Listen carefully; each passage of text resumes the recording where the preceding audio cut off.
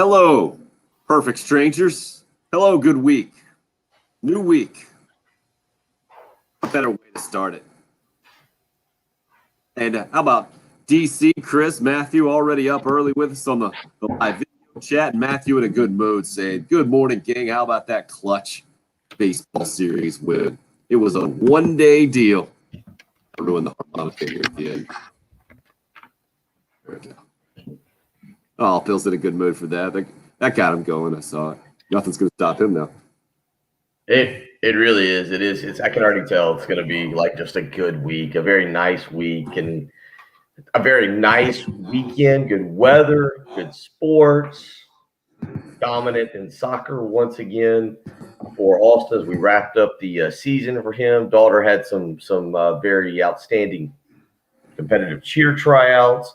Even caught some fish. Turns out there are some fish in Lake Murray. Feel better about that. And you're right, Gamecock baseball. What a Saturday! I mean, what a Saturday. What would you say? What was that? I guess if we do the math on it, was it really 7, 8, 9? So you'd say what an incredible 12 innings? Is that right? 11 innings, No, 12-inning run. Not even. It was in the 7th inning. They're down 2-0. That's what I'm saying. I mean, they only played 7 innings after that. That's right. An 8-inning run. It was a 2 7-inning game doubleheader on Saturday after being postponed on Friday, after getting handled pretty good on Thursday. And you put it out on Twitter, I know, about a bitter texter and about Mark Kingston and the whole thing. And then you know what text I'm talking about. Remember almost the opening text that we got on Friday morning. Sure. Some of us pay more attention or give more credence to text than others.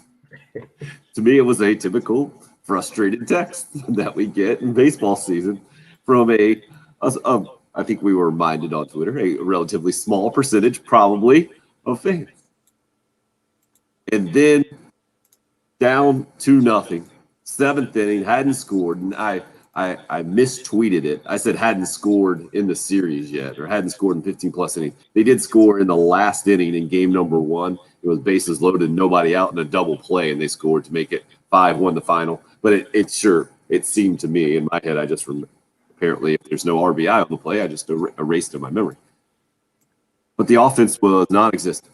And then baseball's so close, man. If Dylan Cruz, the right fielder, makes a play on Braylon Wimmer's ball, which I think he got his glove on out there, if he makes that play, I firmly believe LSU wins the game and at least takes 2 out of 3 of the series. They might get the sweep. Instead, that thing falls. Gamecocks tie the game. A batter or two later, Brady Allen rips a double down the left field line. 4-2 Gamecocks. They close it out. They get the win, and then they go on for a 9-0 win in the rubber match of the game that started an hour later. And instead of looking at the rest of the schedule, because Bill, you see now that the Gamecocks are halfway through, do you know what they have left? What are you talking about? You mean in terms of who they play in the schedule in the top? What is it now? 4 of the top. Tennessee will fall, right? I didn't actually see how Tennessee did yesterday. I did watch They Tennessee. Lost the series to Vanderbilt, but they won 1 game, so they salvaged it. If they fall, they're not falling far. But last week, by last week's rankings, I know there'll be some updated ones this morning. So 4 of the 5 series left for the Gamecocks, top 6 teams in the country. Ole Miss, so it's number 1 Arkansas this weekend. Ole Miss and Mississippi State, which played a tremendous series over the weekend, by the way. And I feel look like nothing else has looked in our country for more than a year. And then it'll finish up with Tennessee. And you got Kentucky in between those. Kentucky is the slouch, I guess, in the group. And they're, I think, 7 and 8 midway through SEC play, not ranked in the top 6. It was a heck of a turnaround for Gamecock baseball on Saturday in Baton Rouge. Cullen just hit us up. The baseball games were amazing. Can we throw a plug? Yeah, we just threw it a plug. So that definitely headlines the weekends. Gamecock baseball for sure. Other than that, Gamecock football with another spring scrimmage. We'll hear from Shane Beamer as we roll on this morning. It was a dramatic scene. The Gamecock softball team on Saturday night. Did you see that finish? Bill? No, I did not. No. Softball much. I never heard about this before, ever, on a diamond at any level. The Gamecocks won on a sacrifice foul out to the first baseman / catcher to Tennessee. You should check out that video. Go search it out. I'll check into that because there's a lot of things you said that I'm very confused out. I had to go watch it a few times. / catcher. The young lady was playing both positions. No, it was a bit of a collision, and the Gamecocks took advantage of the throw, still beat the runner at the plate, and it's a slide into the glove. The ball pops out. Gamecocks win. Okay. And they'll have their series finale against Tennessee after losing game 2 yesterday. That's going to be today, and I think Tennessee ranked pretty high in softball in the country. Another headlining event of the weekend, a PGA Tour stop in South Carolina, which is going to be a relatively commonplace thing this year. The first of 3 down in Harbour Town instead of the usual only one. Kiowa Island hosting the PGA Championship. And then which course is it? It's a course that has very few members that's going to host. Congaree National. Is it national? Is it now? You got me wondering if it's Congaree National. I even read an article Congaree about the whole thing. I was like, I've never heard of this place. Like, oh, it only opened a few years ago. It didn't have much members and the whole thing. Bill's double checking that. It is. I know it's Congaree. Now I'm wondering if it's Congaree National or Congaree. I'm looking. I'm checking into it here to see what the official title is. And I've been told that they were going to have. Patrons there. Remember, it's Congaree Golf Club. It's just Congaree Golf Club in Richland. Congaree, not Congaree National, Congaree Golf Club. And that's taking the place of the RBC Canadian Open. Is that right? I think correct. Yep. That's what it is. It's stepping in instead. So Stuart Sink, man. Wow. Who deserves the shout out there? David, I think, gave us the heads up on Stuart Sink randomly in the Masters and his good finish, and I made fun of him. And he's like, hey, watch out, Harbour Town. It's 19 years after winning for the first time there, something ridiculous. He wins his 3rd plaid jacket down in Hilton Head over the weekend. You catch a lot of the golf? So it was kind of a busier weekend. It's been awesome. Saturday was odd. I'm used to, obviously, when we do the radio show, waking up early before 6 a.m. I've been worn out the last about 6 weeks, and so Saturday morning I slept till 10:30. And I think a lot of people our age can understand this. Kids, we had plenty of food, so it wasn't like the kids were starving and running around. They had bananas and blueberries and cantaloupe and little mini muffins that they could eat, so they were fine. Kids were fine. But I slept till 10:30 on Saturday morning, and when you sleep till 10:30 and you throw your day off by 2.5 hours, it really sets you back. Really, really sets you back. And so Saturday was kind of a very odd day for me getting Ansley to cheer. So no, I didn't catch as much of the golf as I would have probably normally done on a nice weekend like this. Yesterday was filled with soccer and a team party. So no, it was not a weekend where I was able to probably watch as much sports as I typically would have in the past. I did watch a movie. Patrick's not here to break it down. I believe it's the John Cena movie where he's a firefighter and adopts some kids and kind of a feel-good family movie. I don't know if that would make Patrick feel good, but I did watch that one with the kids over the weekend. I was going to give you grief for not marking one of the top 5 movies that Patrick put up, sports movies, off your list. But if it was a kid's deal, okay, I'll give you a pass on that. Kids, I didn't get around to Airplane. But again, it was a great weekend. Thoroughly enjoyed it. Beautiful weather. Had a great time. Just I took advantage of some sleep. I don't know if we've got a sleep number spot today, but I'll really brag on them later. It was a fantastic. Well, Chris's inquiry is one word: cheerleading. That happened this weekend or no? Ansley did, yeah. We she'll be on the team. We'll find out the teams and all that today. She was very excited about that on Saturday afternoon. That was a 3 to 5 deal. Came back, we grilled out some of those big old, I don't know what you call them, chicken wings, but I don't know if there's a difference between like the little small ones you can get at the restaurant and the kind of the much bigger ones. Does that make sense? No, you're kind of making a face at me, but yeah. How big are chicken wing? How big can they get? Is my question. I guess. I don't know. Apparently bigger. Apparently these were big chickens we went for. But I don't know. So no, it wasn't. I didn't get into the sports quite as much as maybe I typically. I did watch a little bit of the Braves last night. as they were rolling along over on television. But yeah, that was about the extent of my sports this weekend. Just kind of a crazy weekend. And yes, there was the picture of the massive snake that was hanging out on the dock there. I believe shedding or doing something. I believe I tagged you guys in that photo from Friday. I think is when we came across that big baby. Yeah, freaked a bunch of people out on social media for sure. The Braves last night, 4 home runs in the first inning was ridiculous on the Sunday Night Baseball, and doing it against a good pitcher at Wrigley Field. And I don't know what was happening there. I guess rust was the explanation that the Cubs manager David Ross gave about his pitcher, Kyle Hendricks, not throwing well, and Braves banged up. Ronald Acuna leaves the game early with an abdominal strain, going to be reevaluated in New York today, I think I've seen, but an absolute dominating performance there. Cullen wanted to give the shout out to Stuart Sink there down in Hilton, on the bag. It was special. I was a little just disappointed that it didn't get closer. He just absolutely dominated. I think it was Harold Varner the third. He finished tied for second. He was like, yeah, he's old, but he's kicking everybody's butt. He's 47 years old, almost not too far from 48, and completely dominated. Reminded me a lot of Davis Love III and some of his performances, maybe 15 years ago, 10, 12, 15 years ago, just how he had that course's number and would just run away from the field and roll. Jim Nantz, I think, mentioned Brian Gay one time. He runs away with it and absolutely rolls the field pretty easily through the years. But there's been a lot of drama, I think, overall at that tournament at Harbor Town, and we just didn't get to see any of it yesterday.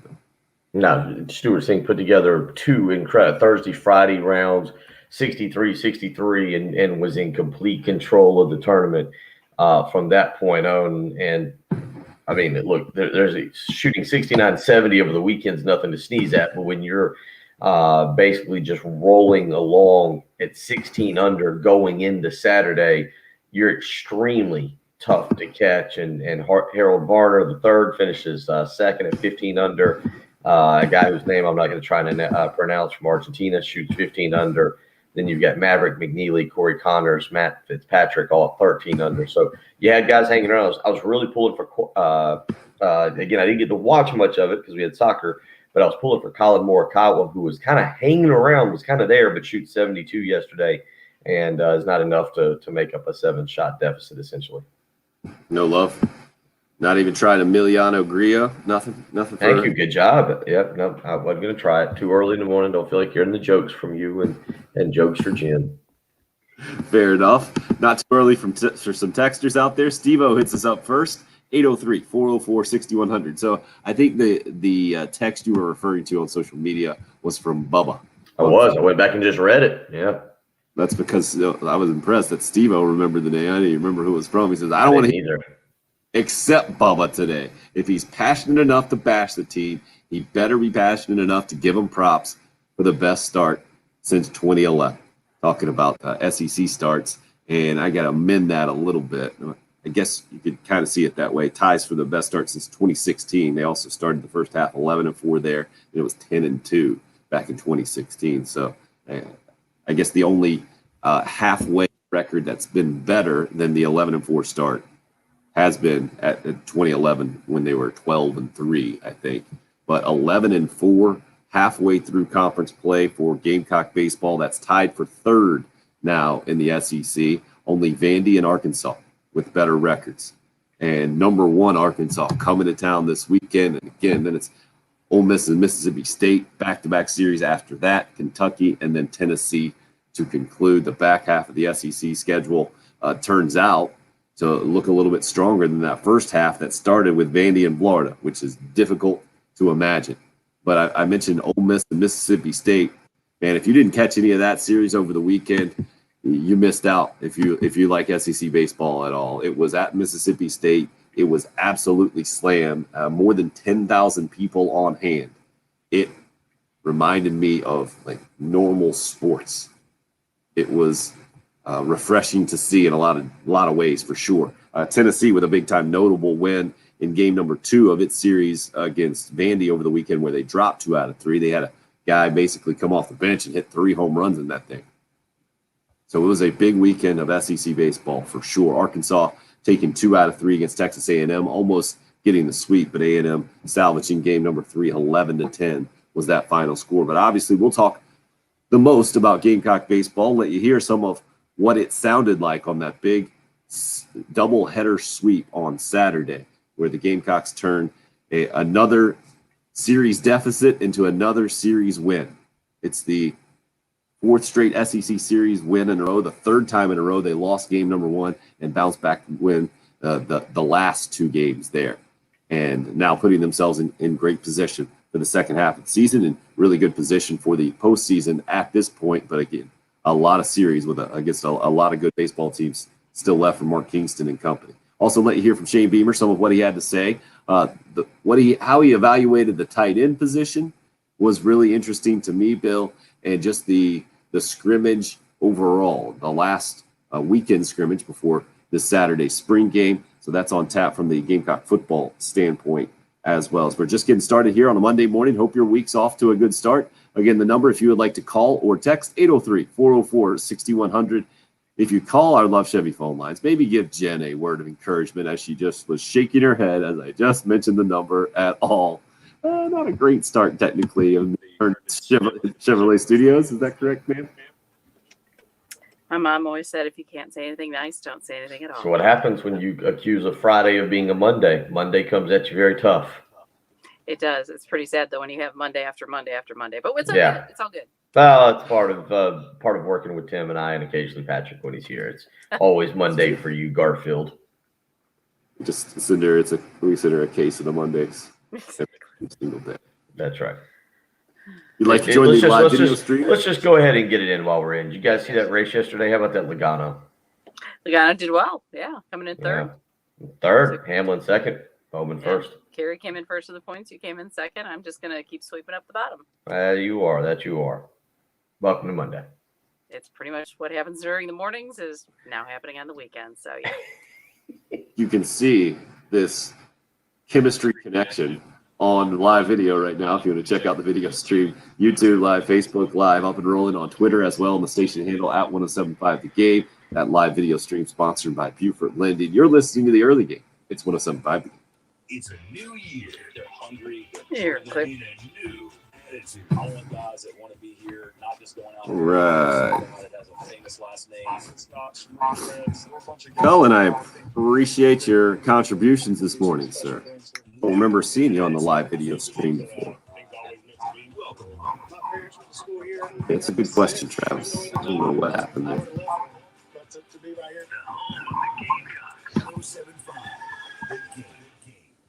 One full weekend left here in April. Can you believe that? This coming weekend will be the last full weekend of April. The year is flying by. The temperatures are changing. I'm looking right now. Today will be 73. It's going to continue to get warmer, which means summer is around the corner, and you probably want to relax on the weekend and enjoy your own personal pool if you have one. Now, the problem is if it's not clean, the kids are going to be upset. The dog will probably be upset. Your significant other probably will be upset, and then you'll be upset that you've got to work hard Monday through Friday, and then on Saturday morning, get up early, go to the pool store, buy the chemicals, get the pool clean, and really waste your hard-earned time trying to get something fixed that is quite simple. Use Corley Pool Solutions. They can handle your pool for a flat rate price, including all the chemicals. Tracy Corley and his team have been around for 20+ years. He is an expert in the business, knows exactly what he's doing. He'll provide superior pool service so that on the weekends, after you've worked hard, you're a hard worker. It's Monday morning at 6:24. You're probably already dreading the rest of the week. But next weekend, you want to be able to use your pool. And with Tracy Corley and his team, they will maintain your pool, have it clean, have it beautiful, have it ready for you, the family, to enjoy on the weekend. Maybe you want to have a pool party next week. You want to invite some friends over, do a little barbecue. You want people to relax, enjoy your pool, but you want it clean. Don't wait around. Give Tracy Corley and his team a call today, 803-445-8109. Again, that's 803-445-8109. You want to be able to enjoy your pool, and it's cheaper. It is actually cheaper to use Tracy Corley Pool Solutions, than it is for you to go to the pool store, buy the chemicals, and come back and do it yourself. Find out give them a call. You'll believe it when you see it. 803-445-8109. That's Corley Pool Solutions.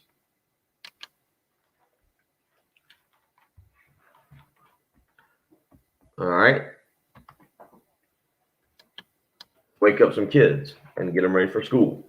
We got lunch boxes this morning.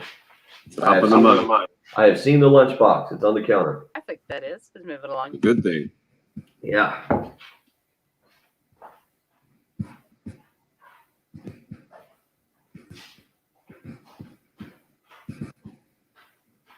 Just check stuff here. Good news, guys. Bubba has responded on. It's a new day, a new week. We're going to find out cheerleading today.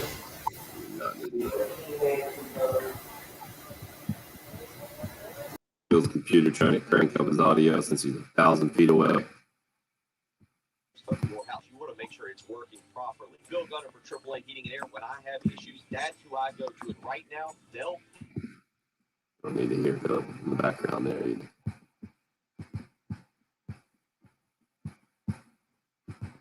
Just double checking here to make sure we got the right words. Dime. Shouldn't probably say that out loud.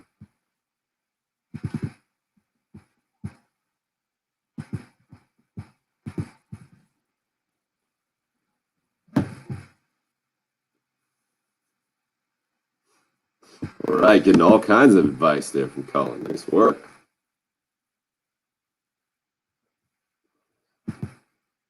Jen's sending me notes here. Let's see what Jen just sent me. All right.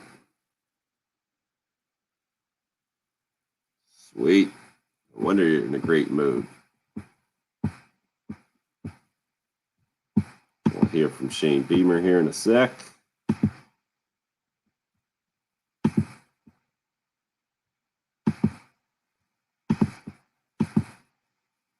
Yeah, we'll do number one coming back, Jen, if that's cool with you. All right, I'm glad that was a thumbs up. Would have lost money on that digit display. You know, I can be a happy person, just when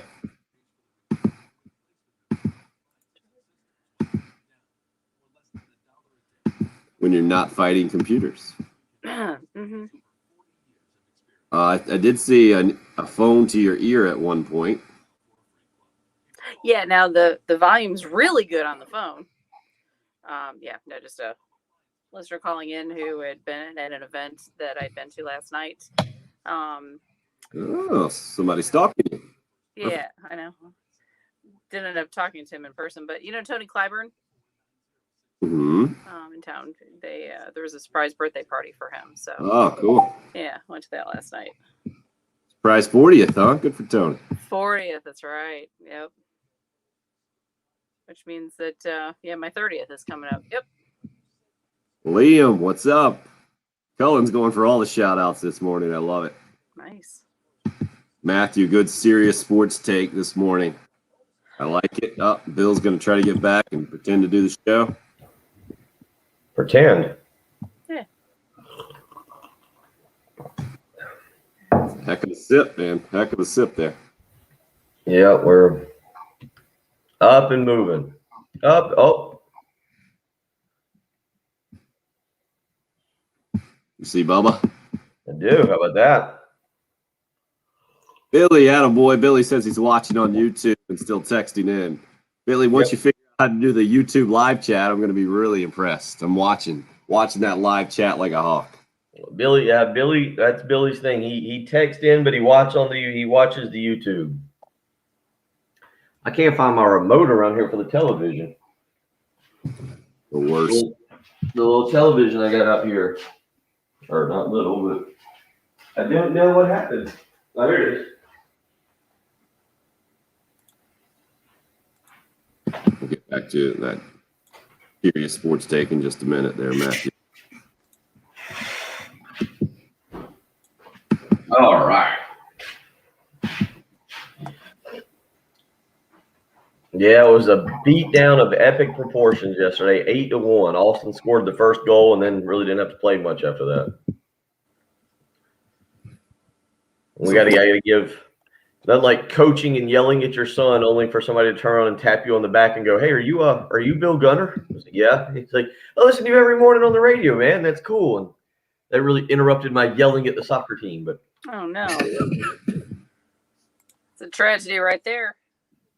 we'll have to give. I think it was Cole goes to Beechwood Middle School a shout out at about 6:45. Just told him he's a younger kid, middle school kid.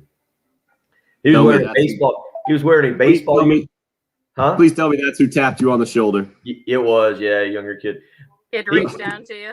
He wasn't ready for my sense of humor. He was wearing a baseball uniform with the eye black and everything. So I turned around and looked at him, and he's like, "I listened to you." I said, "That's cool. So you play soccer, huh?" It's a cut too, right, Tim? Yeah. Okay. Right is good. That's funny. Poor kid. Yeah, that caught him off guard for a minute. And I had to I was like, "I'm just kidding. I know you play baseball."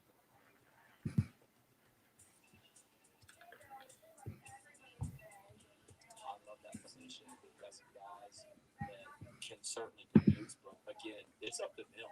We ain't going to throw the tight ends if they don't know how to line up. We're not going to throw the tight ends if they're not going to be physical and block in the run game. We're not going to throw the tight ends if they can't pass protect. We're not going to throw the tight ends if they're not being dependable on and off the field. I'm not saying they're not, but it's more to it than just throw the tight ends. They got to know what the heck to do too, and we're competing at every single position. I'm not going to have anybody catching balls out there that doesn't play with the physical toughness that we need them to play with. So our guys at tight end need to do that, continue to do that better, and they produce. We'll get balls. That's what happened in Oklahoma. They were physical.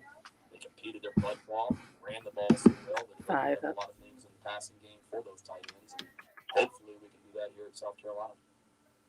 Shane Beamer, after the last weekend scrimmage anyway of the spring, in his first spring for Gamecock football. Bill, I feel like we got a little less of affable and breath of fresh air Shane Beamer in that comment right there, and more of football coach Shane Beamer and the guy that you got to be to be an SEC head football coach there when you talk about, hey, you got to earn it. You got the opportunity there. But as a tight end, you got to make sure that you're doing everything you need to do for us to be able to get you the football. It was an interesting setup to how he got there, actually. It was Josh Kendall from The Athletic asking, hey, you've been to a lot of different places, and it seems to be there's always that fan that wants you to throw more to the tight end no matter where you go. What's your perspective on that? And Shane laughed at that and said, yep, that's exactly where it is. Everywhere you go, no matter what, Georgia, Oklahoma, whatever. But this group of Gamecock tight ends has a chance to be in a really important group and really be one of the focal points of the offense coming up in 2021 is kind of the gist that I took away from Shane. You know what? Yeah, I don't know what to expect with Shane, and I enjoy listening to him. I had a great conversation Saturday afternoon with someone who was down there and was able to watch the scrimmage and kind of relay some thoughts. And not so much on the field. And Tim, I'll ask you this because we were just talking about Shane as a head coach. Part of it was Shane as a head coach and not just game day coaching, but dealing with media, dealing with people. And one of the things that got brought up when you listen to Shane was he's had 3 major influences on his life in terms of coaching that he kind of draws from. And I don't know if you would say there are 3 different ones, but they're right. One of them is one of the hottest names in college football right now, Lincoln Riley. Young guy, how Lincoln interacts with both his players, but with the media, knows how to talk about or knows how to talk to the media about his team. The other guy, very cocky, very arrogant. Nothing was ever really good enough in practice, but everything seemed to always work out. That would be Steve Spurrier. And how Steve was never really happy. I'll always go back to the scrimmage with Steven Garcia, where I think Garcia was something like 15 of 18 in a scrimmage with 2 drops, and we go down and we circle around Spurrier as we would do in our post-scrimmage media gaggle. And Spurrier goes, yeah, he was okay today. Didn't really impress me. I wasn't really that pleased with him. I'm thinking, my goodness, this was probably Garcia's best performance to date, but how Spurrier kind of always tended to downplay things in the fall or the spring. And then the third being his father, Frank, and how personable he was with people. And I think you've seen that right? We've talked about that. We talked about that a week ago today at the Gamecock Club golf tournament at the Country Club of Lexington, and how Shane really tried to go around from person to person and shake hands and be personable to each person to be able to kind of thank them and show appreciation. So when I listen to him talk about stuff like that, Tim, and he gets more football, I guess, as we'll say, more into the football aspect of it.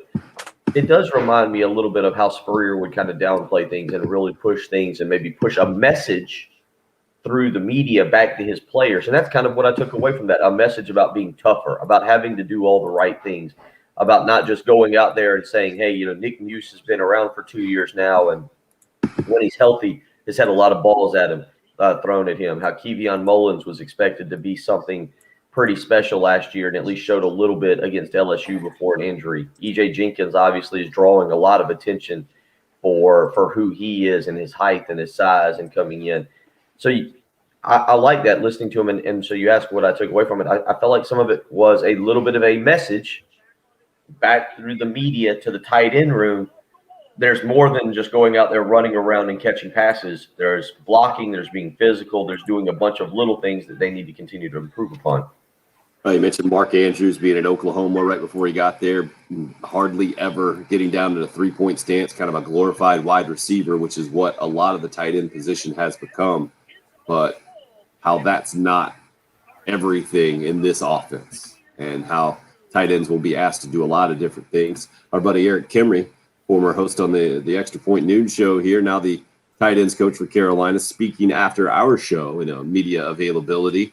And you can go back and watch that thing on Gamecocks Online or the YouTube page for the University of South Carolina Athletics Department if you want to hear all the extended comments. But he went through each tight end one by one when he was asked about his position group. And what stuck out to me after listening to him speak on Friday, Bill, was how it seems to be a well-rounded group. How you got some depth there, but you also have guys that can do a little bit of a different skill set or different things. We'll see. You didn't get a ton of production from the position. Nick Muse had a pretty good year, I would say. Not quite the year I think that he wanted, though, because then he wouldn't be back with the program this year. Clemson Allen on the text line hits us up and says, Nick Muse is one of the best athletes on the team. Better figure out how to get him the ball, Shane. It's an interesting way to end the text, but you can guarantee that's a lot of what this spring has been, not just for Shane Beamer, but Marcus Satterfield and the Gamecock, all the new assistant coaches, all the new coaches. Outside of Mike Peterson, it's everybody that's new, trying to figure out exactly what this team will be best at and then how to put them in the best position to make plays. And we'll get to see some of that at least this coming Saturday at the spring game, which will be a lot of fun now that the attendance has been increased to 15,000 this Saturday. 2:00 will be game time. Our coverage will start right here on 107.5 The Game at noon. We'll go up until that 3:45 airtime in the series finale against Arkansas for Gamecock baseball. And speaking of baseball, we need to switch back to that real quick. Matthew hit us up with a very sportsy sports talk take here this morning. Will Sanders pitching on Sunday has been a good addition to the rotation. He means in game 3, in this case over the weekend. It was still on Saturday. Very confident and composed when in trouble, has not allowed more than 1 walk per appearance, and he's only a freshman. And to me, that's what stuck out.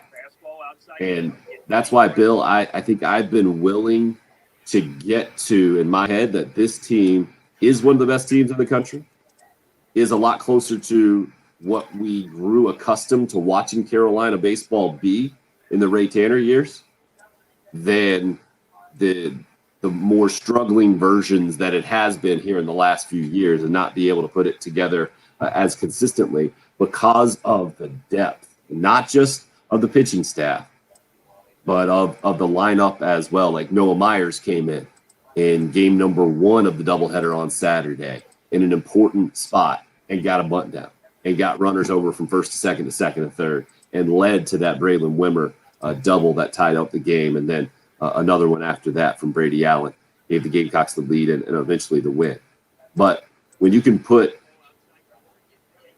go from an experienced guy like Julian Bosnick in that in that game 3 starting role and you can plug in a freshman in Will Sanders, who's been an important guy out of the bullpen, see his 2 wins against Clemson in back-to-back games earlier in the year. Shoes. When Sanders has worked his way into the rotation that way, and then you saw Julian Bosnick come in for the last inning, hadn't pitched the entire weekend against LSU, and absolutely mow down their lineup. I think it was 3 strikeouts and 11 pitches, something dominant like that. To me, that's a huge difference in where this team is right now than where this team has been in some of the more struggling years in years past, and a sign that just this first half start in the SEC, where they're tied for 3rd right now at 11-4, it's not an anomaly. I think this is where the program has gotten back to, and being able to come back and win a couple of games in a doubleheader on Saturday against LSU, another example of that. Will Sanders has been tremendous, no doubt about it. And it's not just being able to throw the ball fast. It is some of that composure, confidence that Matthew was talking about there. Well, I don't think you say the program's back. I think you have to do it consistently over 2 or 3 years to say the program's back. But I think as we sit here on April 19th now, and you see the series victories over Florida, you see the series victory over LSU, obviously throw at Georgia and Missouri as well, you see it growing. Now, can you do it long term? And you mentioned it in the previous segment. Look at what's coming down the line. Arkansas rolls in here this weekend, and that's another great challenge. Like the South Carolina baseball program is not where it used to be. Nobody's trying to say that it is at this point, but it is still a national program. It's a program that has all the necessary ingredients to get right back into the mix of being a top 5 national program each and every year. It's just a matter, to me personally, of doing it year in, year out. That's what's not happening. It's crazy to say that stat that we talked about a few weeks ago. It's been, I think you said, 9 years since this program made a College World Series. Yeah, that's a long time. So this particular team, yes, it looks like they are getting back to the South Carolina baseball that we became accustomed to under Ray Tanner. To me, program is something that is sustained, and it's long, and it's over time. I'm not willing to say that just yet, but certainly this is a big step. And that kind of leads me to ask you this. The talent's there. We kind of knew that. I feel like we knew that there would be talent on this baseball team going into 2021. But we knew that the way things played out in 2020 with COVID and with only 5 rounds of the Major League Baseball draft, that you were going to see some super talented teams, that across the board in college baseball, that the talent level was going to be up because guys who typically would have gone in the drafts in previous years were going to stay in school, that everybody was going to be a little bit deeper. But what I like and what really gives me hope is I'm starting to see that confidence in South Carolina baseball rebuild, that aura, that whatever motto you want to use from the Scott Wingo days, the win anyway or battle or whatever they were using that year. You're starting to see that because going to Alex Box Stadium, and again, I'll say this, LSU is a good baseball team. They are a good baseball team with losses to really good baseball teams. Now, Tim, what is it? They've lost 10 conference games, I believe, to top. South Carolina will probably be a top 10 team here within the next hour and a half when the polls come out. You would agree with that? Yeah, they're 4-11 halfway through, and I need to amend what I was saying. The Gamecocks are 10-5. I don't know how I got it stuck in my head. They're 11-4. Vandy and Arkansas both 11-4. The only 2 teams in the SEC. Mississippi State, the Gamecocks, and Tennessee all 10-5 type of thing. But I believe LSU is going to have, I could be wrong, 10 losses to top 10 teams. I think is going to be the number on that. And so I'm not going to sit here and say that, man, well, LSU's down this year. No, LSU's losing to really good teams. Certainly LSU is kind of the same way. They need to be able to beat those teams. That's what their program's built upon. But also, let's not put LSU down. That's a good program right now. That's a team who's just got, I think it's either 9 or 10. I'd have to go back and look exactly.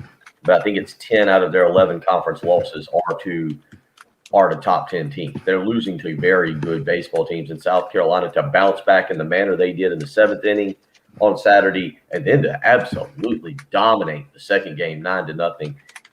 Really, really like the confidence, and that comes from your head coach and what he instills in a program. And, you know, we always talk about it in football terms. Will Muschamp, that was what he wanted to put in his program, right? He wanted confidence. He wanted toughness. He wanted a fight in his team. and he, for whatever reason, as a coach, he never got that in his team.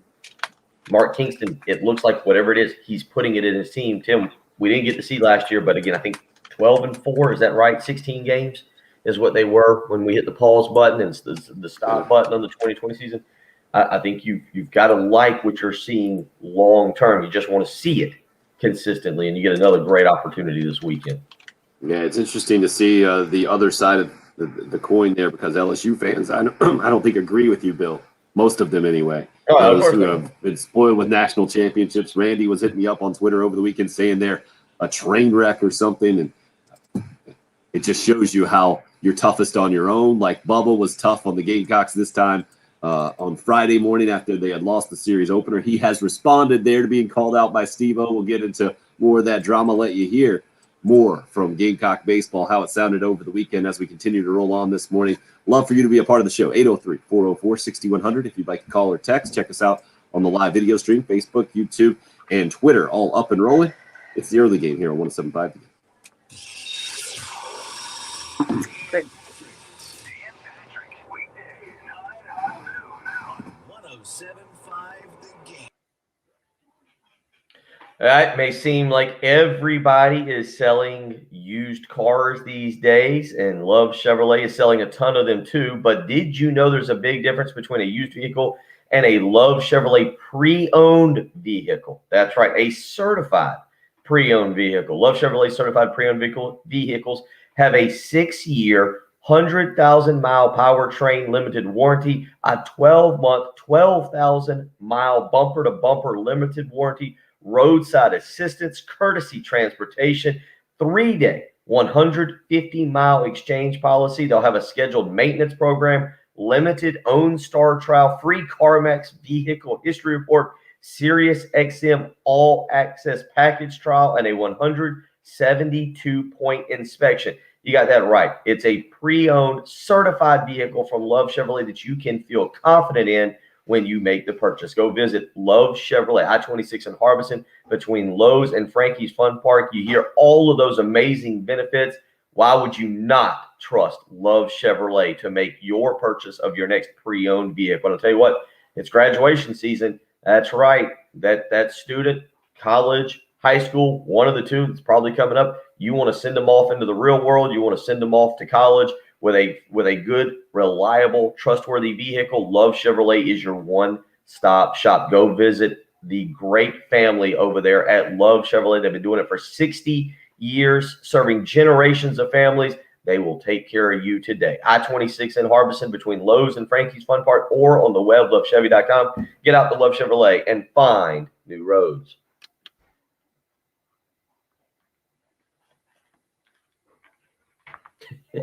That's pretty funny, Anthony. Pretty funny. Pretty Report of funny. an accident, I-77 northbound.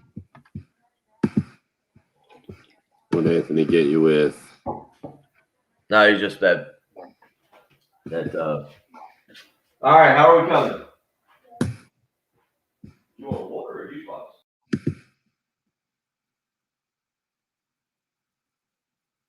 Not going to eavesdrop on Bill's morning routine right now.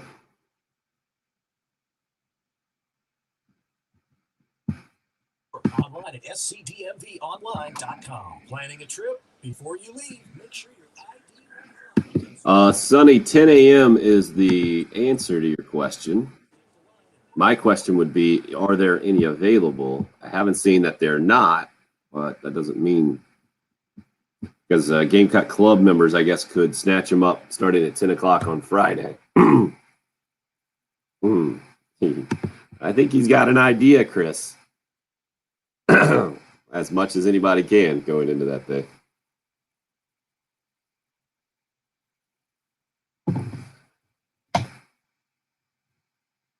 No homers for Wes Clark this weekend.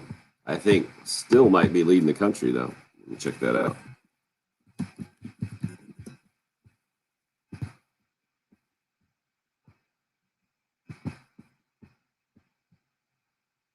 Did I know have an RBI single one time?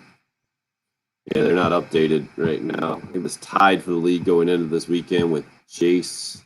I'm guessing that's Young from Texas Tech.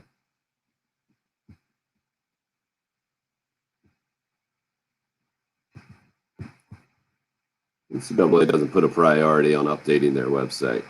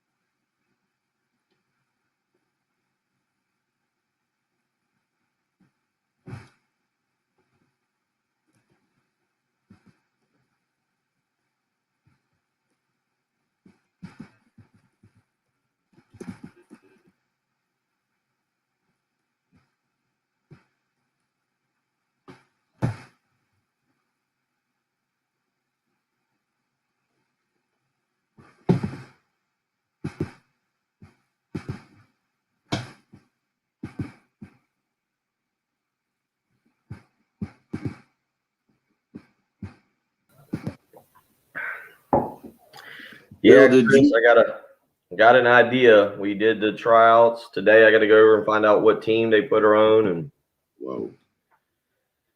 what's going on. And we start after May 3rd.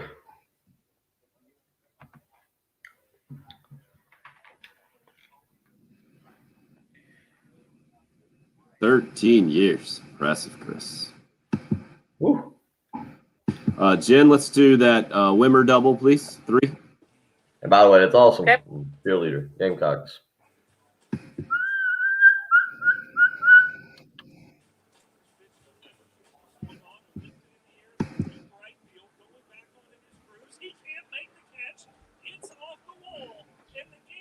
Five.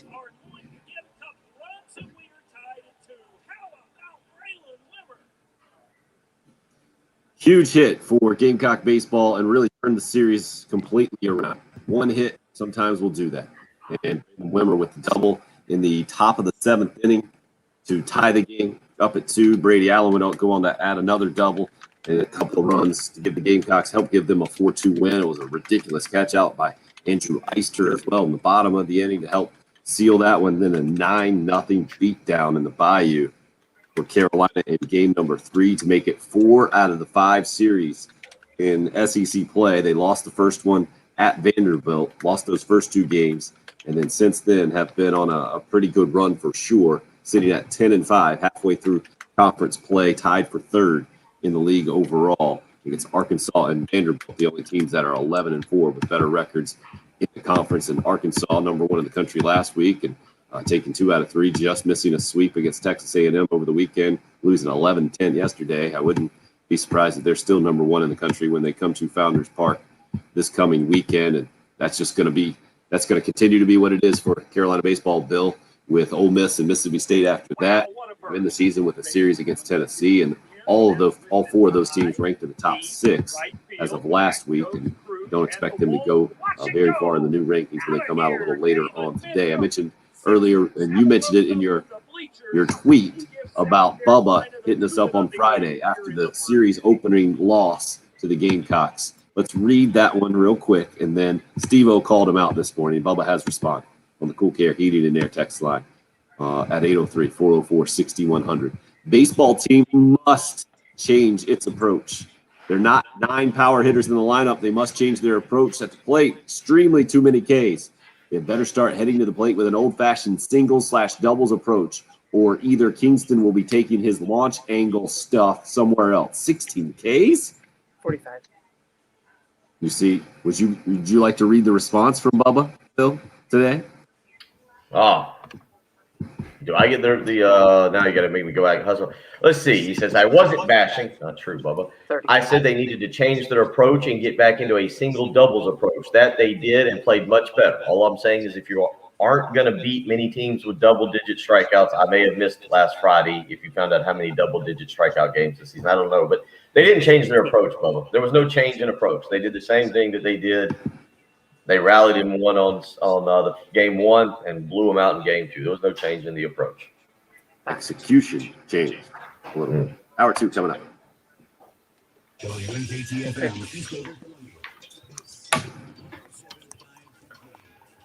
All right. Can you hold it down for 30 minutes? All right, so if I do- your bill.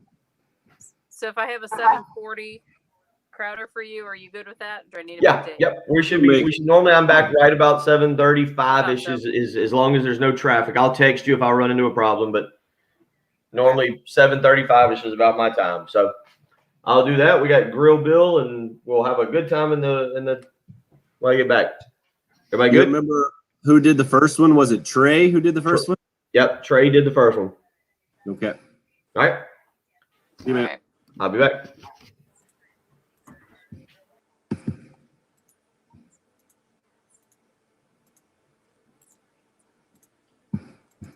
Let's see. Vandy in Florida. Texas has turned into a top 10 team, but obviously that didn't work out well.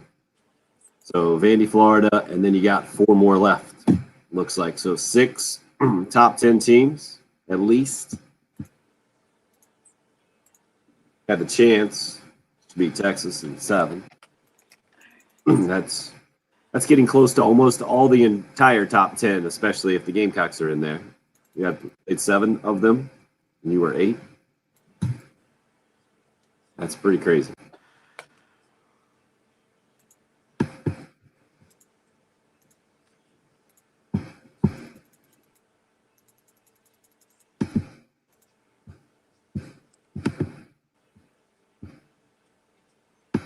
Yeah, Steve-O says, that's the weirdest thing ever. I went back and looked at it. So it's the best start in conference play midway through since 2016 when Carolina was 11-4. They were 11-4 and had only won 3 of the 5 series, believe it or not, which only works out mathematically if you sweep all 3 of those and then don't get swept in the other 2, which is what happened. So Steve-O's math is they're better this year than 2016 because they've won 4 out of 5 series instead of just 3 out of 5, but they're 1 game behind in the overall record. You can definitely look at it that way.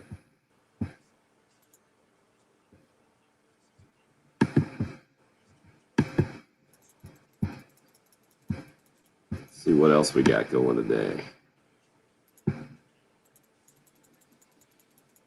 Never heard of a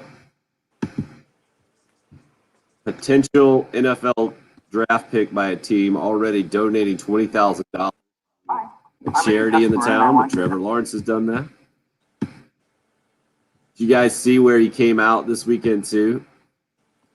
21st century, man. And kind of justified or further explained some of his takes that came out on the old Sports Illustrated article. Didn't have to do it. But I guess I understand why he did. And, made sense. Not bashing at all. Just it's kind of where we are in the 21st century. I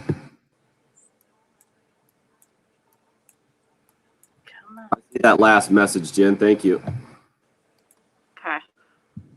I started to cut them, and I'm having to kind of rebuild because they were just way too long to do 2. Gotcha.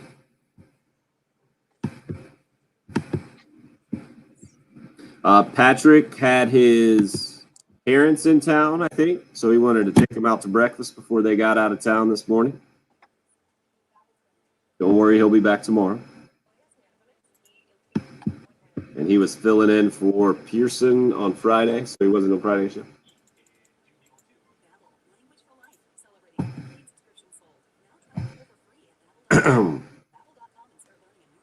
So you guys on the live chat, feel free to fill up the Love Chevy phone lines here in the next 30 minutes of the show. We'll have a little space there with Bill running the kids to school and Patrick not being in this morning.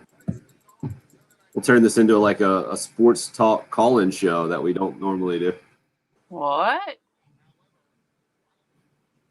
I'll have to pop up the old call screener, Jen, that I haven't popped up in a long, long time. Exactly. What's up? I'm hoping we hear from Gamecock Larry this morning. But Cullen said earlier that he was pumped up. He knows it's going to be a great week, but he was pumped up last week when Gamecock Larry got him off to a good start. There it is.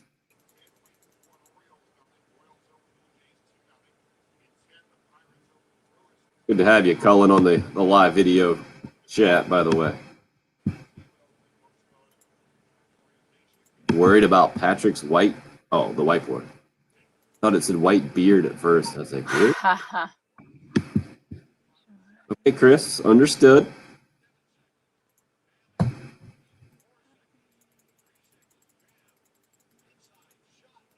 Not trying to get you out of your comfort zone.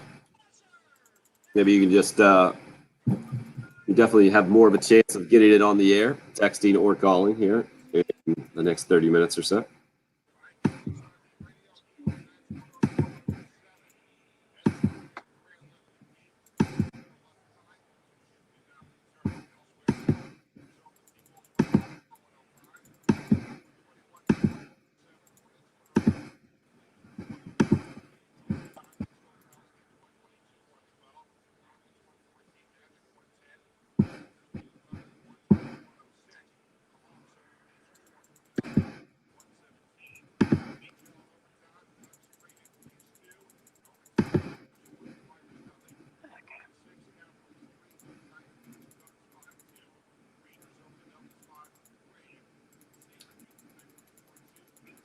Jen, I'll probably call for a lot of this audio too here in the next half hour since gone.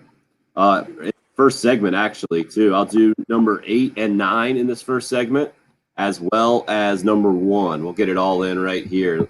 I don't know Just if I blow can up all of a sudden. 8 and 9. I don't know that I have yet. We'll do 8, 9, and 1. Can we start with numbers? I don't have 8 and 9. Right, Yeah, I don't right have 8 off and the 9 top? yet. I'm only through 5. You're only through 5? Yeah. Okay. Let's start with number 5 then. Okay. I'll have 8 and 9 shortly. Okay, that means we'll do number 1 at some point in this segment. All right. I'll send you a note as soon as I have 8 and 9. But I'll start with 5. Thank you.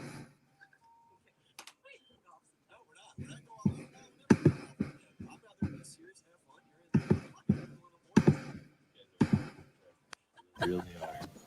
Now, 107.5, the game. 1-2. Fastball. He did put that one in the middle of the plate. It's tagged to deep right field. Going back. Eister leaping. Makes the catch. Wow. Andrew Eister against the wall in right field. 5. Pulls it in for out number 2. He has got a grin on his face. He absolutely did. It was huge. That's Tommy Moody, Derek Scott on the call for the Gamecock IMG Learfield College broadcast that you heard right here on 107.5 The Game in game number 1 of that doubleheader on Saturday after Friday night's Carolina LSU game 2 of the series got postponed to Saturday, making it 2 7-inning doubleheaders. The Gamecocks were down 2-0 going into the 7th inning, got 4 huge runs with two-run doubles, Braylon Wimmer and Brady Allen, and then on in the 7th inning, in the bottom of the 7th, to close things out, Brett Carey giving up some hard-hit baseballs, none harder than that one. And to me, this was a very similar ball that Braylon Wimmer hit out there that got the rally really going for the Gamecocks in the 7th inning, that Dylan Cruz, the right fielder for LSU, really talented freshman, got his glove on, I think, or certainly in the area code, could have made the play, didn't. Eister, if you haven't seen that play, you can go check it out. I think I put the video highlights, or I retweeted the video highlights on my Twitter page, at Tim Hill 1075. Just tremendous play. And it's the margin of error. It's always the case in SEC baseball, most competitive conference in the country. But this year in particular, and Bill kind of set it up perfectly in hour number 1, mentioning how there are just more talented baseball players in the SEC right now than there ever been. And that's a strong statement, knowing that I think it was 91 guys from SEC schools on opening day rosters in Major League Baseball, and the ACC was second, I think, this year with 47 of them. So there already been a ton of talented, Chase it to the wall. ton of talented players come through the league, and it was LSU that has one more, I think, than Carolina on opening day rosters. And Max Schrock, by the way, a guy who's already in the big leagues this year from a former Gamecock perspective that wasn't on an opening day roster, got called up recently. But LSU, I think, had 10 guys on the opening day rosters. The Gamecocks with 9. I think it was Vandy leading the country with 13, something like that, those numbers. And then because of COVID cutting last season short and cutting the Major League Baseball draft down to 5 rounds, there are just more guys who didn't move on to professional baseball that usually do from an SEC perspective. And we're getting to see the benefits of it. Feel like ESPN really missed out this weekend. It just shows me that I guess it's not a ratings winner for ESPN, or the people in charge just aren't putting any kind of focus on college baseball, that you had 2 tremendous series, 2 highlight series in the conference this weekend in Mississippi and Mississippi State number 1 and Vandy and Tennessee number 2. And neither one of those series, I don't think, got any national play. I guess maybe their first game might have been on the SEC Network and ESPNU, but then games 2 and 3 over the weekend had to go on through my ESPN app to watch some of those. But man, I think there were more people at Duty Noble in Starkville on Friday night than there were at Yankee Stadium. I believe that was the deal. No restrictions in Mississippi. They've removed all of them, and you got to see 10,000 plus. And with the restricted deal at Major League Baseball, I think the Yankee Stadium was a few short of a sellout, a few hundred short of a sellout, and that's how those numbers ended up working out. But the intensity, the importance of games going into the halfway point now, just 15 conference games left, jockeying for home field advantage in the postseason, both in regionals and super regional games. A lot on the line. Obviously, state bragging rights for those particular series, talking about Vandy, Tennessee, and Mississippi State and Ole Miss. And then you throw in the SEC importance. All 4 of those teams being ranked in the top 6. In Carolina with series against 3 of them left, and throw in, number 1 Arkansas coming to town this weekend. But not that LSU and South Carolina deserves to be second fiddle to any of those programs or series, being the top 2 SEC programs, I think, historically. But SEC baseball across the board, really tremendous this weekend specifically. And ESPN, I just felt like it could have highlighted it, spotlighted it a little bit better. And that's kind of what it is, and it's a really difficult thing. I should be actually grateful that I got to watch those games on my television through that ESPN app, which, I mean, college baseball just 10 years ago, you probably couldn't have done. And super regional baseball was very rare 10 years ago. You only got to see 1 or 2 super regionals televised, I think, at that point. So I should be probably more grateful than I am. Stop the complaining and whining. Just the fact that we got to see some of those, be exposed to those more than we have in the past. I just wanted to let you guys know it was tremendous baseball, not just for South Carolina and LSU, but the importance for Gamecock baseball. Coming back on Saturday and winning both of those games. Massive, because of what I just mentioned about the high level of competitive depth in the league this year being better than it ever was, because of what's left in those 5 final SEC series, 4 of them being in the top 6 last week. Because if you end up dropping those 2 games, you get swept at LSU, which obviously it wasn't going to happen in game 3, but that would be revisionist history if the Gamecocks had been shut out in that game number 1 on Saturday and had combined to score 1 run on a double play ball in that game number 1. You feel like the confidence and the feeling going into game 3 would have been difficult, have been a much different place than that comeback win. So who knows what would have happened. But let's say Carolina would have just won 1 game this weekend, and they'd still be 9-6, right? Still a good record, but 9-6 facing what they're facing. And then losing that series and not feeling good about yourself necessarily, just in a different place. And it's crazy. It's just 1 game. I get it. 10-5. in conference play. But that means now you can just go 5-10 in your final 15. You still finish 500 in conference play this year in the SEC, which is really, really good.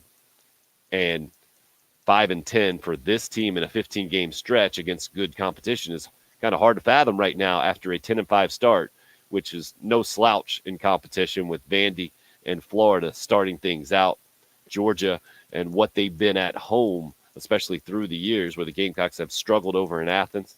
Missouri's not a top SEC program for sure, but they came into Columbia, the Founders Park version, and won game number 1.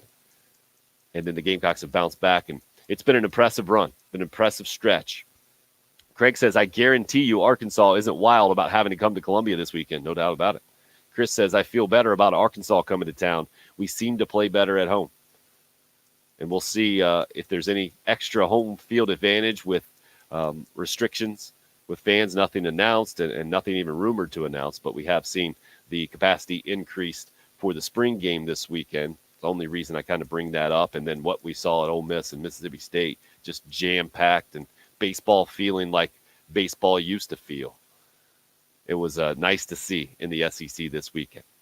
It's not all about baseball this morning. Also, plenty to catch you up on from a Gamecock football perspective. A scrimmage over the weekend. Let you hear from Shane Beamer as we continue to roll on this morning. But as we take our first break in hour number 2, and love to hear from you this morning, 803-404-6100. Would love for you to hear how it ended for Gamecock softball. We don't check in on Gamecock softball a ton, but this definitely merits checking up on. It was Saturday night, tie game, extra innings, 1 out, bases loaded. Brad Muller on the call for the SEC Network, plus a collision between a couple of Tennessee defenders, resulting in a dramatic walk-off win for Gamecock softball. They'll play the rubber match of the series tonight against a pretty highly ranked, I think 16th ranked Tennessee team. But here's how it sounded. It takes you right into the drama of this thing for Gamecock softball, and love to hear some of your thoughts about whatever caught your attention over the weekend as well, with the PGA Tour down in Hilton Head and the whole thing there. But we'll probably refocus to Gamecock football when we come back. Here's what it sounded like for Gamecock softball. You're listening to the early game on 107.5 The Game. The payoff pitch popped up territory. They collide. The first baseman comes over, makes the catch. Runner will try to tag and score. She's safe. The Gamecocks walk it off.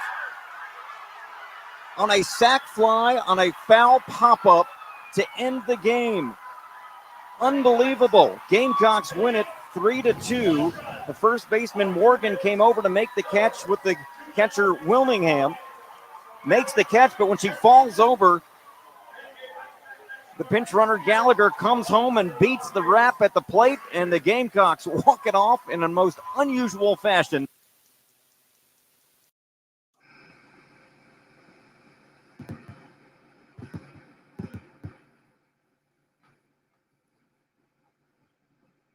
Okay, so you guys could hear that okay. I think I had the audio thing pushed up, right? Morning, Mark.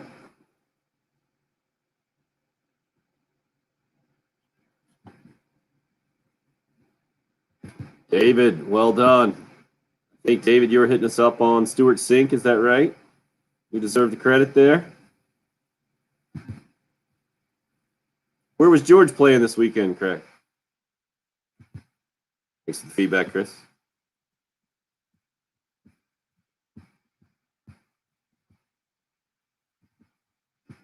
Attaboy, David. Good for you. I guess if you're a big Stewart Sink guy, that was fun to watch yesterday. I know the family connection and everything. I was just bummed that there was no drama. Just a beat down, man. That tee shot he hit on 17. Ridiculous, man. I mean, I guess it helps when you got a 4 or 5 shot lead. You can go right at the stick, but so jealous of the draw. What, he hit an 8-iron, like 180? 47 years old? Crazy.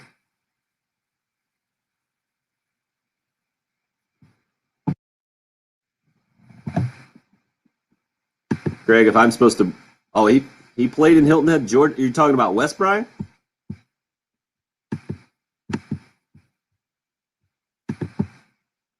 Let me get in here.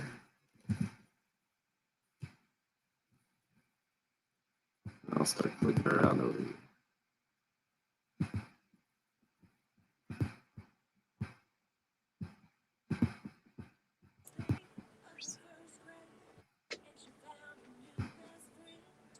Yeah.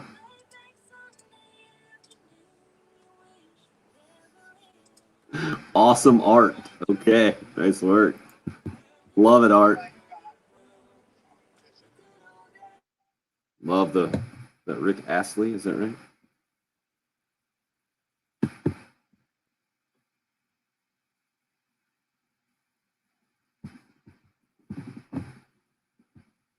Yeah, Wes. Okay. Thank you. Yeah. I know he was 3 under after 1 and close to the top 10. I think that would probably be about a 25th place finish, somewhere in there. Agreed, Dave. Both of those are dreams for me.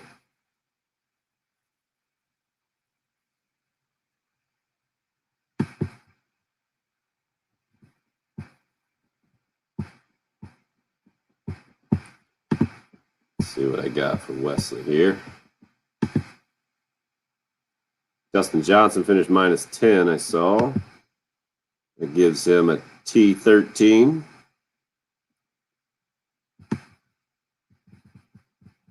Yeah, 25th. Wesley Bryan leading the minus 8s. See what Neesmith did. Going to go Gamecocks. Neesmith minus 4, tied for 48. On a bad $19,000 paycheck.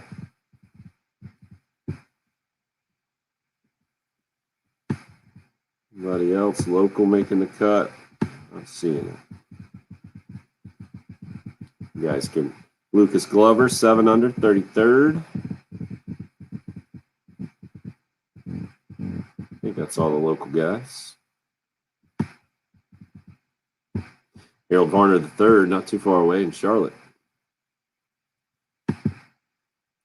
He put something up on Twitter, by the way. I guess he does a podcast and had an LPGA player on there talking about how she manufactures getting mad at the golf ball and it helps her. And he's such a laid back dude. And she's like, is Danielle King, I think is her name. He's like, no, that's what you got to do, Harold. Do it. And I think he said he kind of did some of that and it worked. Crazy.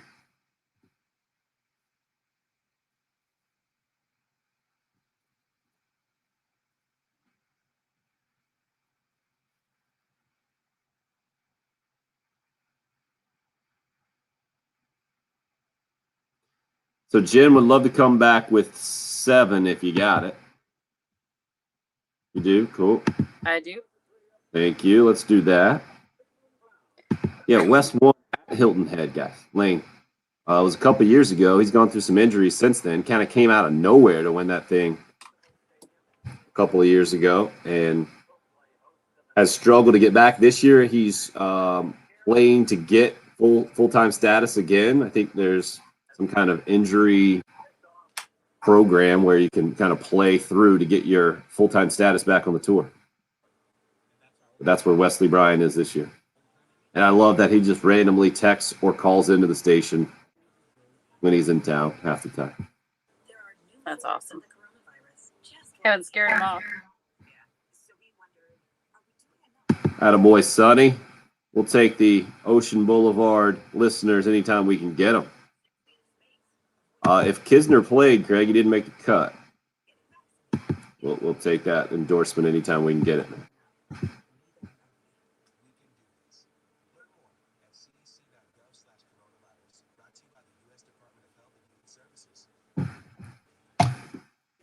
So Jen will play also number 1 and then number 9 going into break. Here is my plan. All right, so 7 right now. You'll call for 1, and 9 will go into break. Oh, yeah, we got it. Great plan. Watch out. That means it's all going to hit the fan. It's gonna unravel quickly.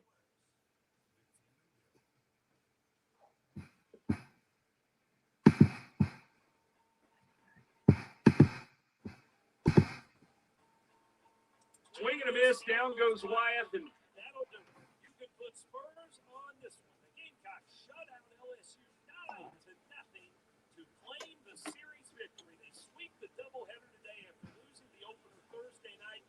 South Carolina picks up yet another series victory. That is 4 of them in a row. Carolina baseball rolling. Waypoint in SEC play, 10-5, 4 out of those 5 series wins, and this weekend as dramatic as they've come. Down 2-0, top of the 7th, only playing a 7-inning first game of the doubleheader, and come back with 4 runs in the top of that inning.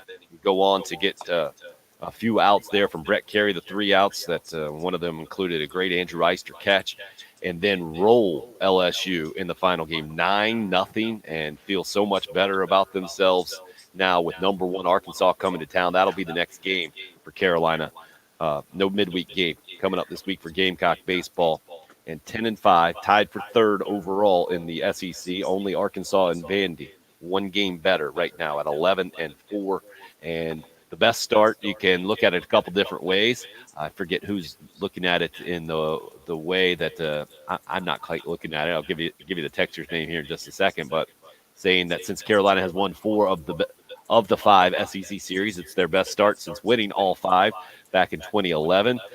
Back in 2016, the Gamecocks had a better record at this point halfway through SEC play at 12-3, or excuse me, at 11-4. Somehow they swept their 3 series wins and caught another game in the 2 series losses. But our texter here, was it Steve-O? Yeah, it was Steve-O that says, well, they only won 3 series. So I'm going to say they're off to a better start here since they've won 4 out of 5. Okay, that's fair enough. That's how you want to look at it. But from a record perspective, 10-5, the best SEC start midway through since 2016. The most SEC series wins, I guess, since winning the first 5 back in 2011 is a good way to look at it. Maybe the way to look at it the most fairly this morning. From the Gamecock perspective overall, not just a good weekend for Carolina baseball, bouncing back and winning those 2 games and rolling through the first half of the SEC series. I think someone hit us up earlier as well. I think it was on the live stream. No, this was Billy talking about just how excited he is about football. And the last spring scrimmage for Shane Beamer before the spring game coming up this Saturday. With the last one on the weekend, they might go a midweek deal to some degree anyway. Interesting to hear Shane Beamer's thoughts. He was pretty pleased overall about what he saw this Saturday in Williams-Brice Stadium from his Gamecocks. Here's some of what Shane Beamer had to say about the latest scrimmage for Gamecock football. Saw some good things out there today. It's been a great week of practice. We practiced Tuesday, Thursday, and Saturday this week, and I feel like we've had our best week of spring these 3 days. Just the competitive spirit and the energy out there all week long has been awesome. Feel like we got to hear more Shane Beamer football coach than we have in the past, and that only makes sense now that he is really into spring football and actually nearing the end of it. But it's a lot of on-field X's and O's stuff, the stuff he said he was looking forward to while he was doing the other kind of extracurricular stuff mostly that comes along with being a head coach and talking to those that support the program and media people and the whole thing. That can certainly wear on a football coach and getting back to X's and O's. Hearing him evaluate the tight end position, we'll let you hear that more as we move on this morning. But that really made me feel like it's becoming reality that he's the head football coach at Carolina as opposed to a popular assistant coach that we're hearing from a lot. I guess it's going to take me maybe seeing him coaching a game and the whole thing to get used to the idea of Shane Beamer being the guy, especially after seeing Lou Holtz take over the program and Steve Spurrier coming in, and then the Will Muschamp years as well, having been an SEC head football coach at least before. Much different background than Shane Beamer, but I think to hear his optimism gives Gamecock fans some optimism for sure. And then there are others out there that might be a little bit more guarded, a little more cautious after the last few years with Will Muschamp and filled with disappointment. 16 losses in the last 2 years. I get that. And not enough plays, not enough explosive plays in the downfield passing game is another big takeaway from what I heard from Shane Beamer evaluating his program over what he saw over the weekend in that scrimmage. Chris says, I think we'll be a run-first team this year. Beamer said we're still struggling to throw it downfield. Yeah, wouldn't it? I think I would be more concerned from the Gamecock perspective if you heard the opposite. Like, yeah, for some reason, Kevin Harris and the offensive line, they're just not figuring out how to run against this defense. I would be really – and then with the depth issues that the secondary is going through, I don't know if I would give Carolina much credit if I heard that the downfield passing game was looking tremendous. Because even Shane went through it in one of his evaluations. I think he was talking about turnovers from an offensive standpoint. It happened early on, 3 turnovers in the first 24 plays in the scrimmage over the weekend. And he said, yeah, as an offense, we just can't have this. Well, and then he's like, well, but the defense, you got to give them credit for forcing the turnovers and the whole thing. But for the offense, you just can't have this. So you can kind of make up your own narrative in spring football with wherever you want to go, because it's one side or the other, right? Doing well. It's tough for your team in general to not do well in spring football unless you're getting sloppy penalties. And Shane did mention some of those. I think some offside penalties on defense, maybe some motion or movement penalties on the offense relatively early on.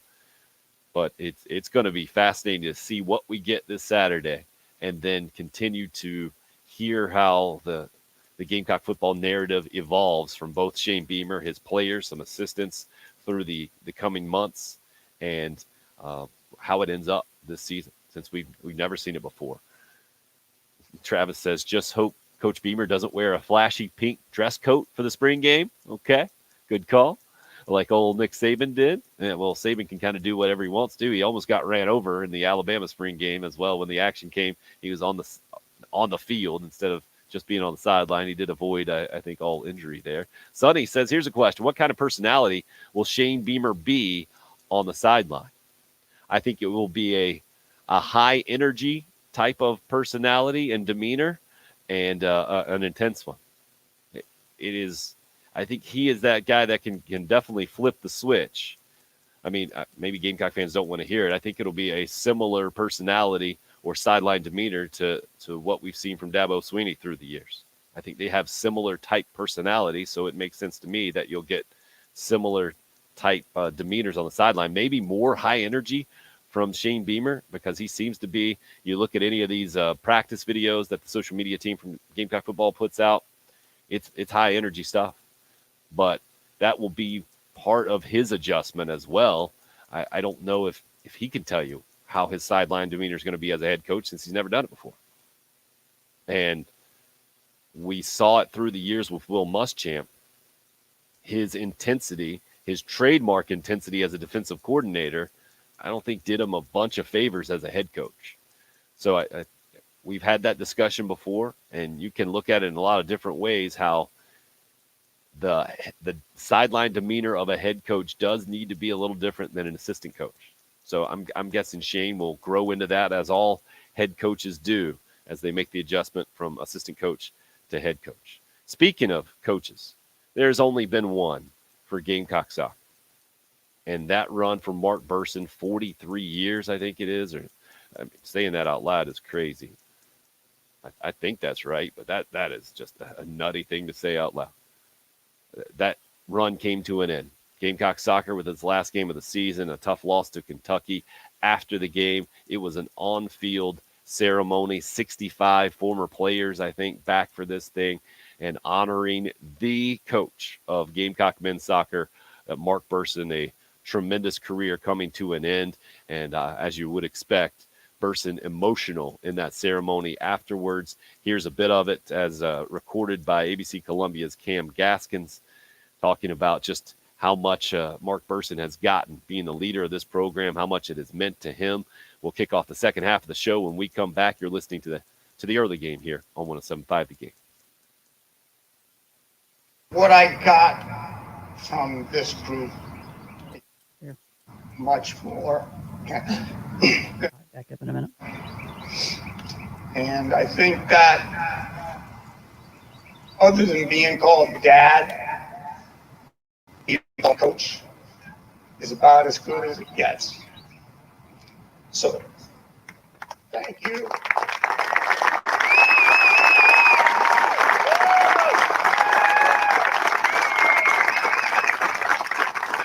Your 24/7 sports station. I'm feeling pretty good. Pretty Pickup. pretty good. 106. I wanted to tell you guys about something that you might want to do around the house, especially at this time of year. The spring cleaning, maybe you haven't gotten quite on board. Maybe you've done some of it and you feel like you're not quite 100% how it is around my house. But fortunately, we've had some professional help. A couple of times, Zero Res Carpet and Air Duct Cleaning has come out to our house and done a fantastic job cleaning my carpets, cleaned an area rug for us in our living room, also freshened up the tile in both the kitchen and bathroom. And we were really impressed with the results, but especially impressed with Zero Res's results because of how they gave it to us, how they do it. They have a powered water system, a patented powered water system, no soap involved in their process, no leftover soapy residue. That's why my carpets have stayed cleaner longer. Yours can as well. But what was the most important for us, because man, that 1-year-old absolutely wore us out again this weekend. The dude he's basically running. We took him out to a flag football game for the nephew, and I could just see people looking at the kid, and they're like, "How does this kid walking as much? He's almost running." That's some weird looks. That's a whole nother story. My point is, there are no harsh chemicals involved in the Zero Res carpet cleaning process. That's especially important to me and my family at my house at this time, with the 1-year-old also picking up everything off the carpets, trying to eat it, and the whole thing. Zero Res has a great deal for you right now. That's what you need to know, not about my drama there. 3 rooms of carpet clean, $119, plus a free hallway when you mention me, Tim Hill. 803-262-4020 is the number to give Zero Res a call today. Book your appointment today. You can do it when you call at 262-4020, or check them out online, ZeroResColumbia.com. That's Zero Res. Spell it backwards or forwards. It's the right way to clean.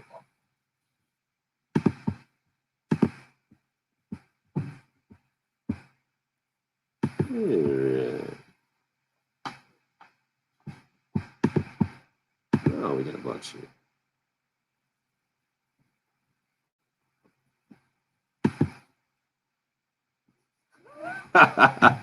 Sorry, laughing out loud at one of our favorite texters there.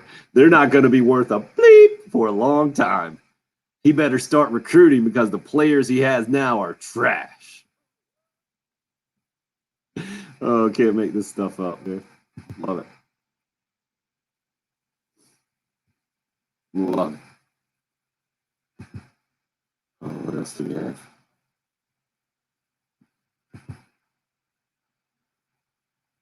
When are we going to hear about the new Super League in football? Gamecock Will says.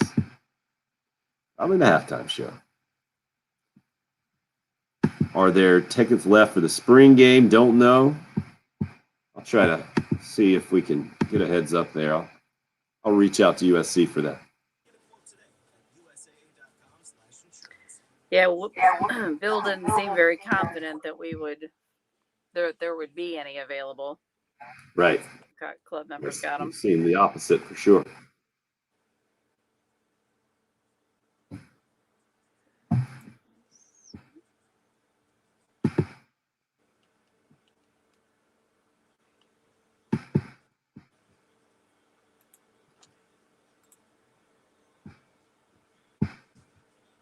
So let's see what audio do we still have left down there?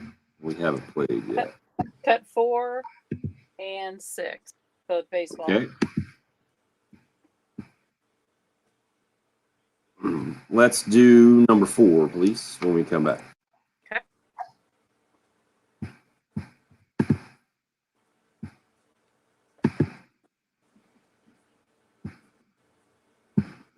And then, can you write down a phone number for me? Yes. Put it in the chat. It is actually, I should just, I'll put it. Sorry. Yeah. Shouldn't just call out a phone number, should I?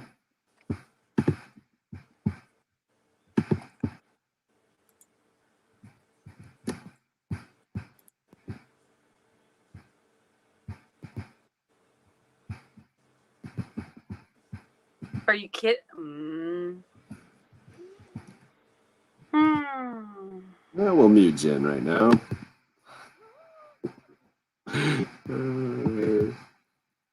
The computer fun continues. I think she's mad at the response she's getting from technical support.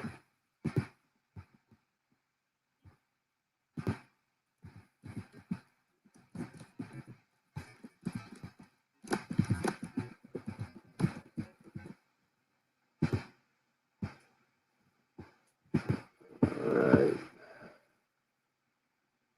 There's a chance, Patrick. Sorry, Travis. I'm just used to saying Patrick, I think. I would think if you're going to do it, now would be the time to do it, just a few days after you mentioned doing it for the spring game.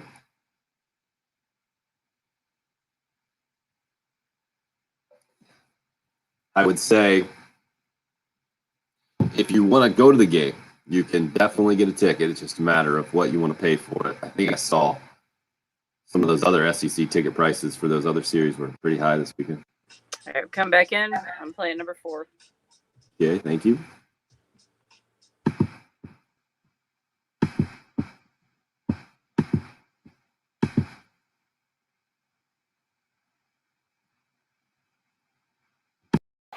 And scoring also for South Carolina's George Khalil, a 2-run double for Brady Allen on a 2-2 hanger. 5 up. Hawks have scored 4 here in the top of the 7th, and they lead it now 4-2. Derek Scott on the call for the Learfield IMG College Gamecock Network broadcast. You heard it right here on Saturday on 107.5 The Game, and that was you hear it in his voice there.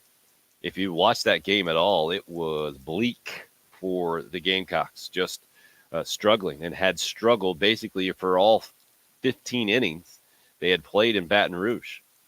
15, I guess it wasn't quite, yes, 15 plus innings going in the 7th inning there in the first game of a doubleheader on Saturday. You lose that one, and you feel like the home team has all the momentum going for the sweep and the whole thing, and it could be kind of back to reality for Gamecock baseball, especially facing 4 of the top 6 teams left in the country in 4 of its final 5 SEC series. But instead, the exact opposite happened, man. And it's what this team has done now a few times. And I mentioned after that game, after those critical, 30 minutes or so, when Braylon Wimmer gets it going with a 2-run double, and what you just heard there from Brady Allen, giving the Gamecocks the lead, and Brett Carey came on and closed it out with a big assist from a dramatic catch against the slamming into the fence out there in right field from Andrew Eister. It was one of those games you got to circle, along with that Vandy Sunday game, to avoid the sweep where you're down 4-0. I think that was in the 7th inning over in Nashville, but Carolina came back and avoided the sweep there in their first series of SEC play, and now have parlayed that into winning 4 straight series, including the last 3 of them after you lose the series opener. Did you see that stat I put out as well? Carolina is 10-5 now, halfway through SEC play. That's their best start since 2016. They were 11-4 then. 2011 is really the best first half start that we've seen in recent memory at 12-3. But out of the 10 wins that Carolina has right now in SEC play, 9 of them have come in game 2 and 3, where they're 9-1. Haven't lost a game 3. They're 4-1 in game 2. So they're 1-4 in that opener, which has certainly been an issue. And after that, the Gamecocks have been dominant. Somebody hit us up on the live stream talking about, the text line. Steve-O saying, the folks out there saying that Thomas Farr shouldn't be the starter on Friday would probably cut Jacob deGrom based on his record. Baseball's not easy. You don't win every game. The game has changed since the Ray Tanner days. I'm proud of my team. I think most Gamecock fans feeling very similar to Steve-O. Wouldn't be shocked if they kind of reevaluate what they're doing on Friday nights. But Thomas Farr has given his team chances to win.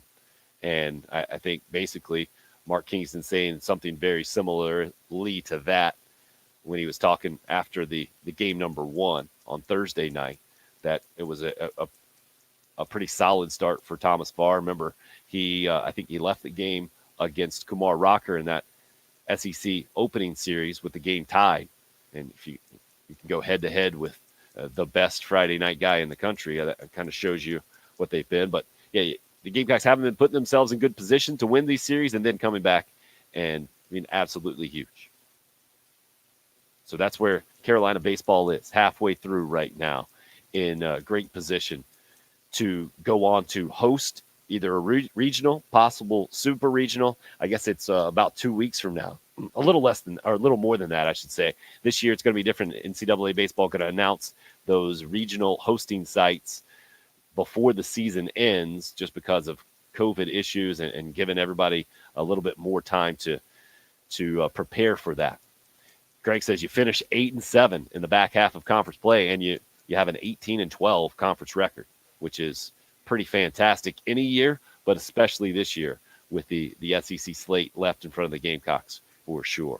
Oh, Bill Gunter back and fighting the sun in the sunroom. Bill, you going to be able to make it here for the next few minutes of the show?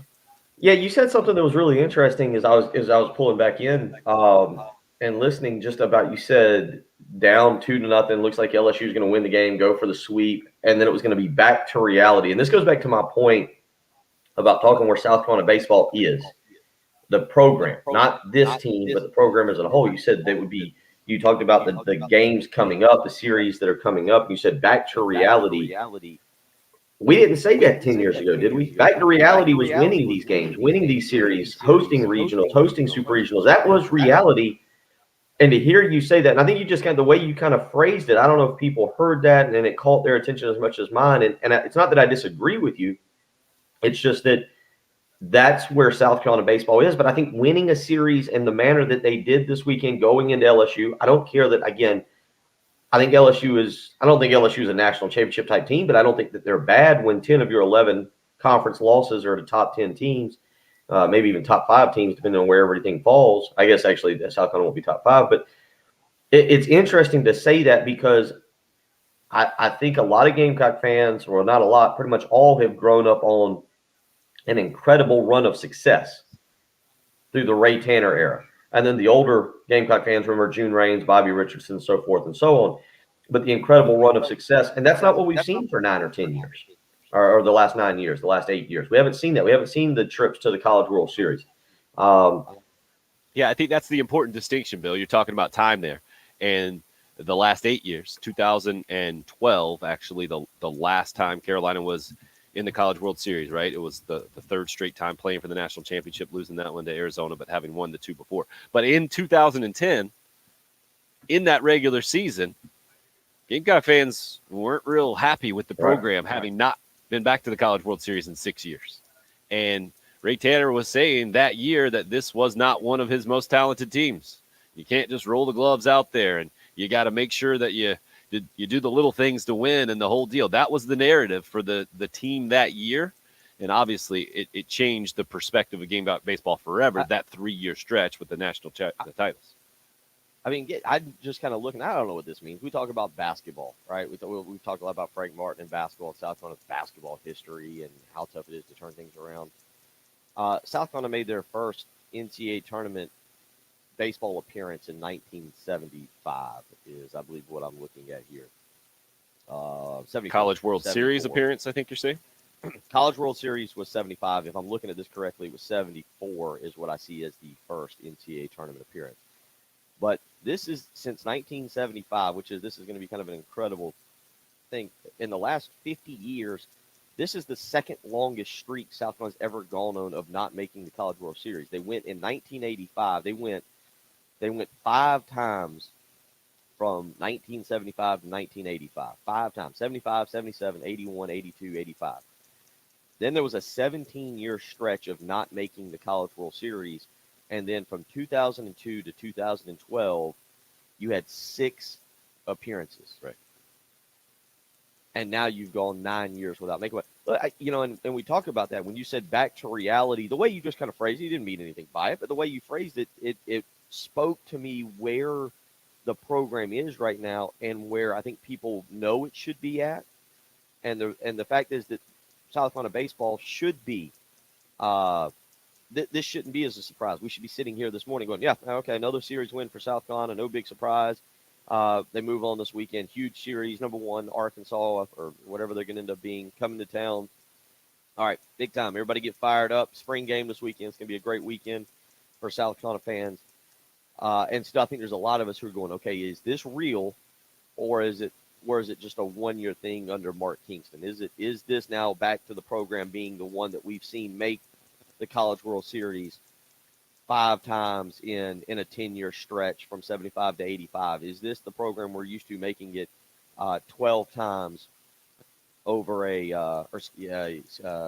making it, what is it, 1, 2, 3, excuse me, I should be looking at college, making it 6 times over a 12-year stretch. That's the South Carolina baseball that a lot of us know, and you haven't seen it for 9 years, which makes it kind of interesting to see the evolution of this program again, trying to get back to the top, not just of the SEC, but of the national landscape.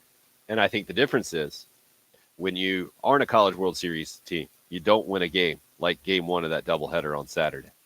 You don't come back from down 4-0 against Vanderbilt in a series finale, and you do get swept. And yet this year's team has shown us, I think they're more like those College World Series teams that we did see in that Ray Tanner stretch for those 6 times in 12 years than the teams that didn't make it. But just halfway through SEC play, still a lot to prove for sure for Mark Kingston and company, and they'll have a ton of opportunities to do it. 15 conference games left. We'll continue to discuss with you. We see you on the Love Chevy phone lines, 803-404-6100. More of your calls when we come back here. It's the early game. It's 107.5 The Game. It's a new year. They're hungry. They're driven. New attitude. I want guys that want to be here, not just going out there to hire some guy that has a famous last name. It's not some retreads. We're a bunch of guys that I think are ready to prove to people.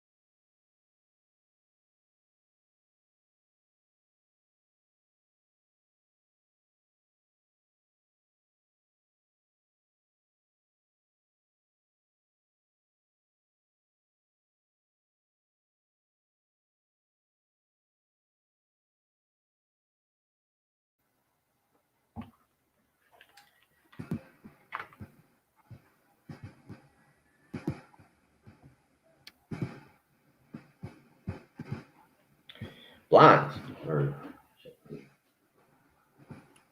What's that?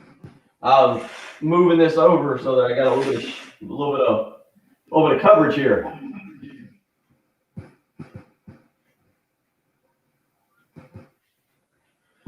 All right. Apparently, all of us parents arrived at the school at the same time this morning. Nice. It's good times. It was really neat. People are asking about spring game tickets. Any available this morning to the general public at 10 a.m.? None yet right now to the general public. Everything is to the Gamecock Club members. And I know that, but they were scheduled to go on sale at 10 this morning to the general public. So the question is, are there any left over? No? I was under the impression that Gamecock Club members had all of them. I did not know that there was even general public tickets that were going to be there were going to be any available to anybody that wasn't a Gamecock Club member. So they announced it, but I assume that's only if 6,000 didn't sell on Friday. The number is 15. They had it at 9. And then they said Gamecock Club members could buy them starting at 10 o'clock on Friday, and then general public starting 10 o'clock on Monday.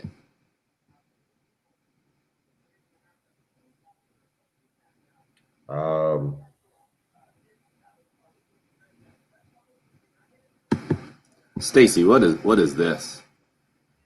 Is that Coastal Carolina? Is that what you're saying? I know that is College of Charleston typically, but I'm guessing you're saying Coastal. I feel like Tommy Listella, was he on that team, or was he? I think he was on the team that the Gamecocks beat actually earlier. Thought he was a second baseman. Definitely a second baseman, but I don't think he was on the College World Series winning team. I think he was on the team that Christian Walker and company beat well before then. So I don't know if any are, but I'm guessing you can also do that.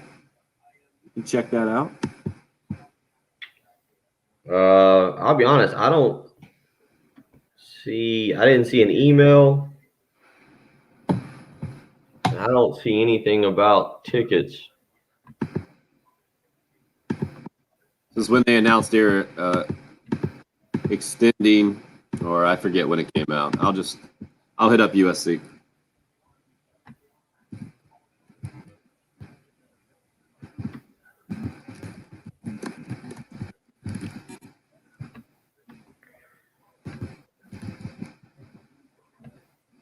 Yeah, it looks like the last update. Tickets to Garnet and Black Spring Game are free for Gamecock Club members and $5 for general public. Gamecock Club members will have exclusive access to additional tickets beginning at 10 a.m. April 16th. Tickets will go on sale to the general public April 19th at 10 a.m. But yeah, there's no update on it. So I would assume since there's no update to tell you, sorry, tickets are sold out.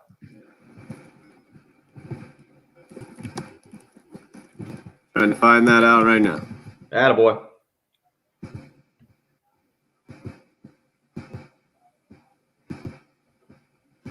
Interesting. Don't know. You must have talked some football for a minute. Around 7:27 a.m. Yep.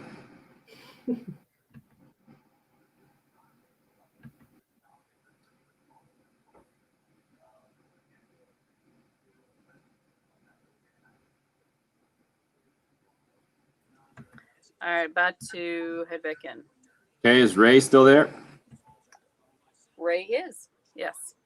Try to get him in here at the end. Go right to him.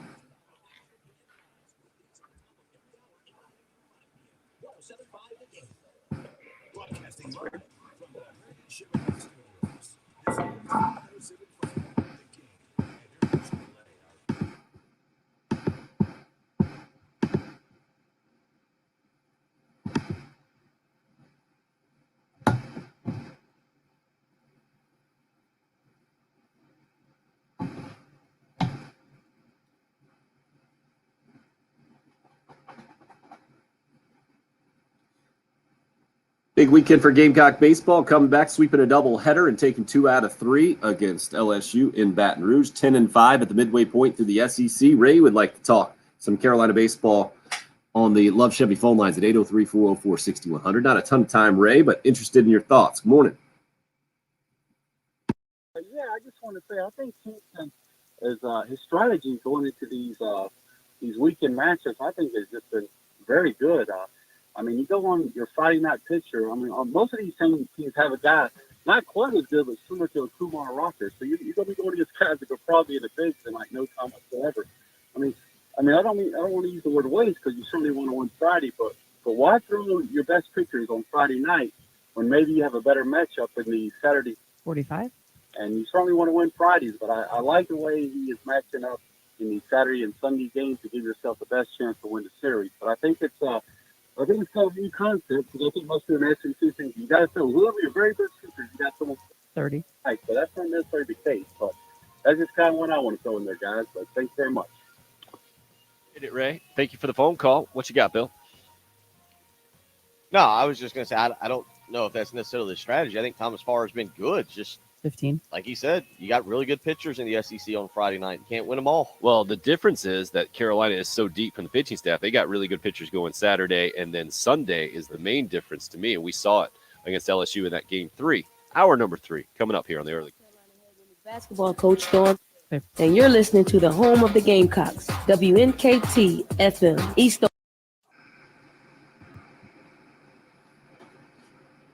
Yeah, that's always been a big difference for Gamecock baseball, I feel like, in their best seasons.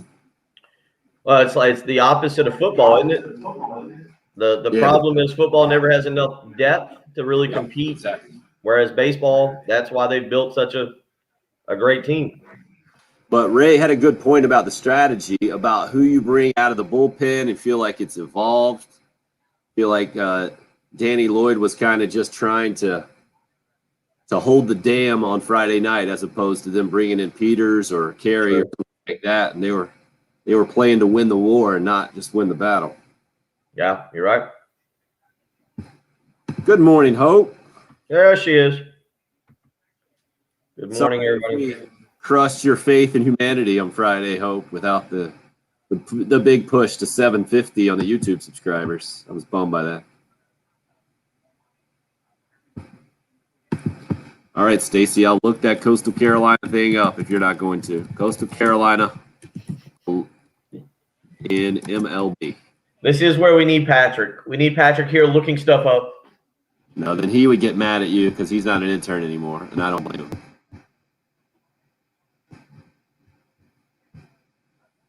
Let's see. No, I don't want the MLB drafts. Should put rosters. Coastal Carolina MLB rosters. Yeah, I don't think any of those guys that were on the national championship team are in Major League Baseball. What I'm looking at right now, the last one to get in is Jacob May.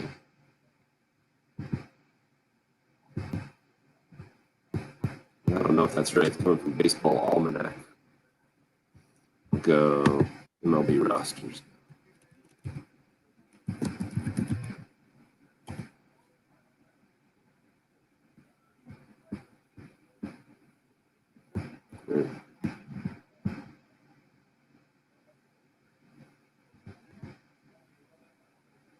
Yep, so I'm sticking with that. I don't think any of those guys made it.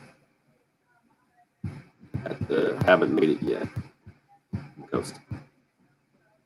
Fair enough, Stacy. Fair enough.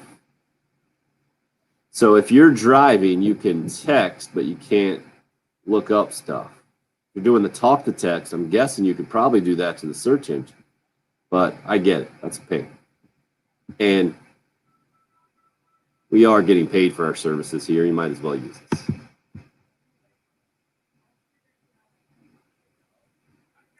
Yeah, Hope. Get it this week. I like the optimism.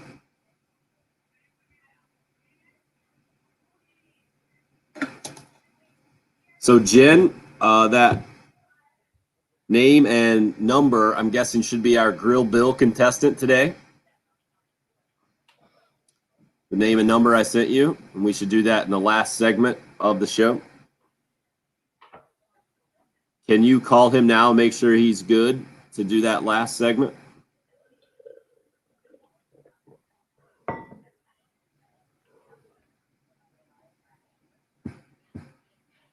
Or would you like me to do that? Get the sports flash started since I can't put it. Sorry. I Yes, got you. I'll call in a minute as soon as I get the sports flash started since it doesn't automatically go in. Gotcha. Thank you. Mm-hmm.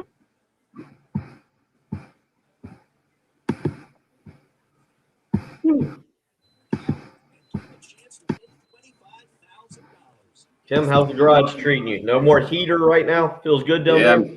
I'm good right now. Now it's just a matter of short sleeves or long sleeves. Much better. Excellent. Better dilemma.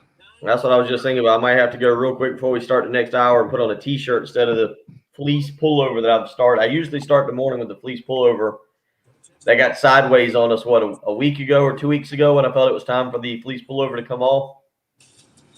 I think that was just like Thursday. They all run together now. They all really start to run together at this point. I got to shave. I didn't shave all weekend. I got a busy day. We got to find out what team Ansley's own. I bought Austin for his birthday. I bought him one of those gaming headsets. He wanted that, and for some reason the microphone wouldn't work yesterday, so I need to take that to GameStop and see if we got a defective microphone or if his father is a moron that couldn't figure out how to turn it on. Yeah, that's kind of the whole point of the whole headset, right?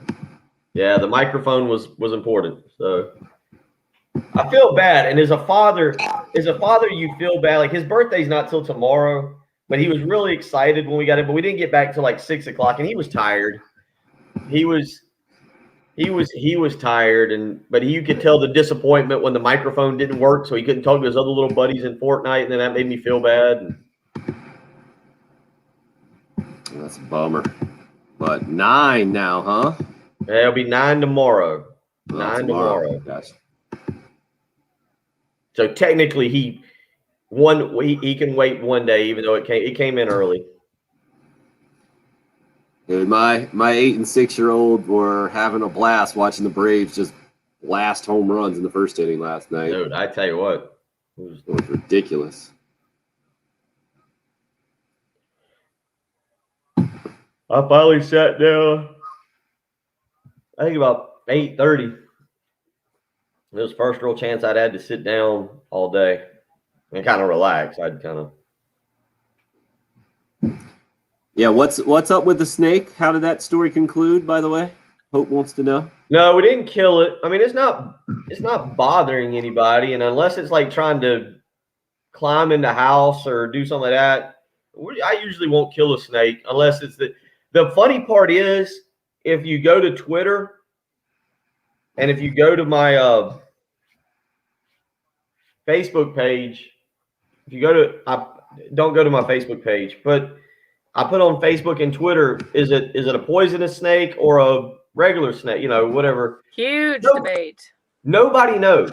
Everybody's like, oh, that's definitely like you ought to like the responses.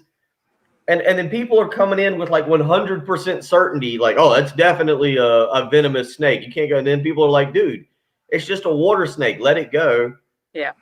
And then I think it was on Twitter, some dude was like, hey, man, I live across the cove from you. If I see that snake, I'm blowing it out of the water. And some dude got mad at that guy for killing a harmless snake, and a back and forth happened there. I was like, my goodness. Yeah. 21st century. Congratulations, your oldest there, David. Do we have Gamecock Larry still on hold? We do. Of course. We now That's know it. from experience he will not hang up. That's true. All right, we're in. Oh, we're in? Yep. Yeah, but the snake, it's a good 4.5 feet. It's a Hello, Monday. Big snake. Big snake. If you're not in on the live video stream, then you did not hear Bill recounting the dramatic conclusion of what may or may not have happened to a huge snake. Dude, how close were you taking that picture of the snake? This is way too close. It wasn't. The last thing I'm thinking if I see that snake is, hey, I got to get my cell phone out, take a picture of that, put it on social media. Honestly, the biggest concern I had, it's a single dock, if this makes sense, single dock, not kind of one of those wider ones, but a single dock, probably about 5.5, 6 feet wide. You walk down the main part of the dock, it hits a ramp that goes down onto the floating dock part, and what happens is the snake will hide up underneath where the ramp hits the floating dock part. So there's a little area underneath that's kind of in the shade, and the snake will hide under there. Well, Friday afternoon, I guess I mean, I'm not a zoologist. I have no clue, but I guess he's molting or shedding or whatever. And so he's pretty inactive. And so he had kind of slithered out just outside of this little covered area so you could get a pretty good view of him. But he's not very, and it was a little, I say chilly. I don't know if chilly is the right word, but it was what, high 60s on Friday. It was a little chillier than it has been, mid 70s, low 80s. And so he was pretty inactive. So you could actually get pretty close to him. But my biggest concern, I wasn't going to go stand right next to him, but I was probably about 4 feet away. But I was having to lean over the railing to get the angle back in to get the picture of the snake. And I was more terrified of dropping my phone in the water and losing my phone than I was of the snake itself. Like the snake was like, it wasn't even moving. It was, you could tell like the snake had given up. It was like, look, if you guys are here to take me out, just finish the job and let's move on, or otherwise just let me go about my business. Let me finish molting. Yeah. And so we didn't bother it. I mean, snake wasn't bothering us. Now, I'll say it. I put on a couple social media accounts, what kind of snake is this? Whether it was a cottonmouth or just a brown water snake. And as I was saying on the live stream, their responses are hilarious. And they're hilarious from the standpoint of people come in with 100% certainty and are just adamant. No, it's definitely a cottonmouth. You can tell from this angle, and look at the head. And then you got the other side who is, no, definitely a brown water snake. Good snake. Leave it alone. Like, there's nobody who's like, I don't know, buddy. Maybe you should call somebody who's a professional. It turns out everybody is a professional when it comes to identifying if it's a poisonous snake or a non-poisonous snake. You can go to my Twitter handle and see it up at Will, WILGUNTER. You can go to my handle and check it out. I took 2 pictures of it. And you can weigh in as well. You can become a snake expert. It was getting close to having some venomous responses in all. Well, of that. you had one guy. That was the going. funny part. You had one guy. Now I get it that people are scared of snakes, and I'm scared of snakes that are trying to either come at me or come in my house, or as we were talking about, because the snake. I learned about this snake on Tuesday when I was walking down the dock to go fishing, and he was completely covered and hidden underneath the ramp and the floating dock. And as I got close, I scared him, spooked him, or her, whatever it is. And it you could hear a noise. I could hear a noise as I was probably about 2 feet away, and I didn't know what it was. And all of a sudden, this large snake comes slithering out, jumps or falls or flops, whatever, into the water and swims away. That caught me off guard. That's the kind of that's when I get a little unnerved. When I can see the snake with my own 2 eyes, when I can catch it or not catch it, but when I can visually look at it first and see it, they don't bother me. We used to do another sports talk show here in town on another station, and we would have a person from the zoo come in all the time with different snakes, and there was always pictures of me holding them. Snakes. I had a roommate in college who apparently had a fascination with snakes, so I've been around them. No, the only time that went sideways is when I was asleep one morning and I woke up to one roommate talking to another roommate, and the only thing I heard was, "Dude, what did you do? If Bill's asleep on the floor, that snake could eat him." And I was like, well, I better get up now and find out what's going on. Now's a good time to go investigate what's happening in the living room. And sure enough, I'd had a roommate who'd bought like a 4.5 foot like anaconda or something, one of the big ones that could put you to sleep. But yeah, it was interesting. So we've kind of, most of the men around here have adopted it as more of a pet. We've decided it didn't need to be put to sleep. Some of the females around here by the dock are not on the same wavelength as we are. So put me in that female category on that thing, man. No thanks. It like I said, as long as it's as long as it stays. I know what dock it's on. As long as it stays on that dock in its area and doesn't decide to come on my porch, we're okay. Snake will continue to grow and live, and we'll see what happens. If he decides to venture on up this way, then well, that could go south on him quickly. He is not Bill Gunter, snake hunter. Maybe Gamecock Larry is. You mentioned the reaction to your snake and how everyone's an expert. You're automatically on 2 sides. I feel like that was like Bubba hitting us up on the text line on Friday morning, talking about how Gamecock baseball had to change its approach. And if Mark Kingston doesn't want to change his launch angle stuff, he can take that stuff and get out of here. Carolina comes back and wins the next 2 games. They're 10-5 in the SEC, man. There are still, I guess, some Gamecock baseball fans out there not supporting their head coach, but I don't quite get what kind of fan you are if you're not supporting your head coach at this point when you're Gamecock baseball. I get it. There's a lot of baggage. Maybe we can glean some wisdom from our favorite 86-year-old caller this morning. We go to the Love Chevy phone lines at 803-404-6100. And Gamecock Larry, ready to give us his usual words of wisdom. Larry, how you feeling this morning, sir? Well, I'm feeling okay, but you caught me in the kitchen without my oxygen and fixing some breakfast. So I'm just going to tell you what's going to happen. Okay. Gamecock is going to take care of Arkansas coming in here this weekend. And if I was the Thomas Parr, I would sue the Gamecock hitters for non-support on Friday night.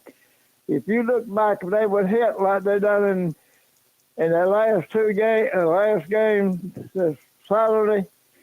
But he ain't got no support in 4 games he's pitched at. No support at all. I ought to sue him for non-support. I'm looking for a sweep, but I'll settle for 2-1. I'll call you tomorrow when I got everything under control. Okay, Gamecock Larry, don't drop the mic on us. Don't, Yes, sir. Take your time. I ain't gonna drop it. I'm gonna go ahead and cook with some breakfast and. Wait, that's what we need to know. Check my shot, pop my tail, check my shot, check my battles and all that. Now I'm gonna come in here and cook up a little breakfast. Okay, well, Mark. Liver pudding and grits. Liver pudding. Huh? There you go. There it is. I'm sorry I interrupted. Liver pudding. Liver pudding and grits. But I'll talk to you tomorrow Wednesday when I got more time. Okay. Okay. Go Gamecocks. I'll say sweep the Razorbacks, but we will win two out of the 3. And one of them better be Friday night for Thomas Parr. Go Gamecock. Gamecock Larry, ladies and gentlemen. Liver pudding and grits. That needs to He's be. a busy man. That needs to be the new name of the show. Yes. Liver pudding and grits. I mean, I know which is which. we could amend it, Jen, since your nickname is Sugar Grits. Sugar grits, exactly. I mean, forgot about that. That combination would be absolutely dominant. Yeah, Mark says, I'm not sure if I can get behind liver pudding and grits. You don't have to get behind it. Just know that Gamecock Larry loves it. Speaking of Gamecock Larry, by the way, one of the things that he likes to do is when he gets a hankering for a hot take, he hits us up on the old hot take hotline that's there always 24/7. 803-978-6654 is that number.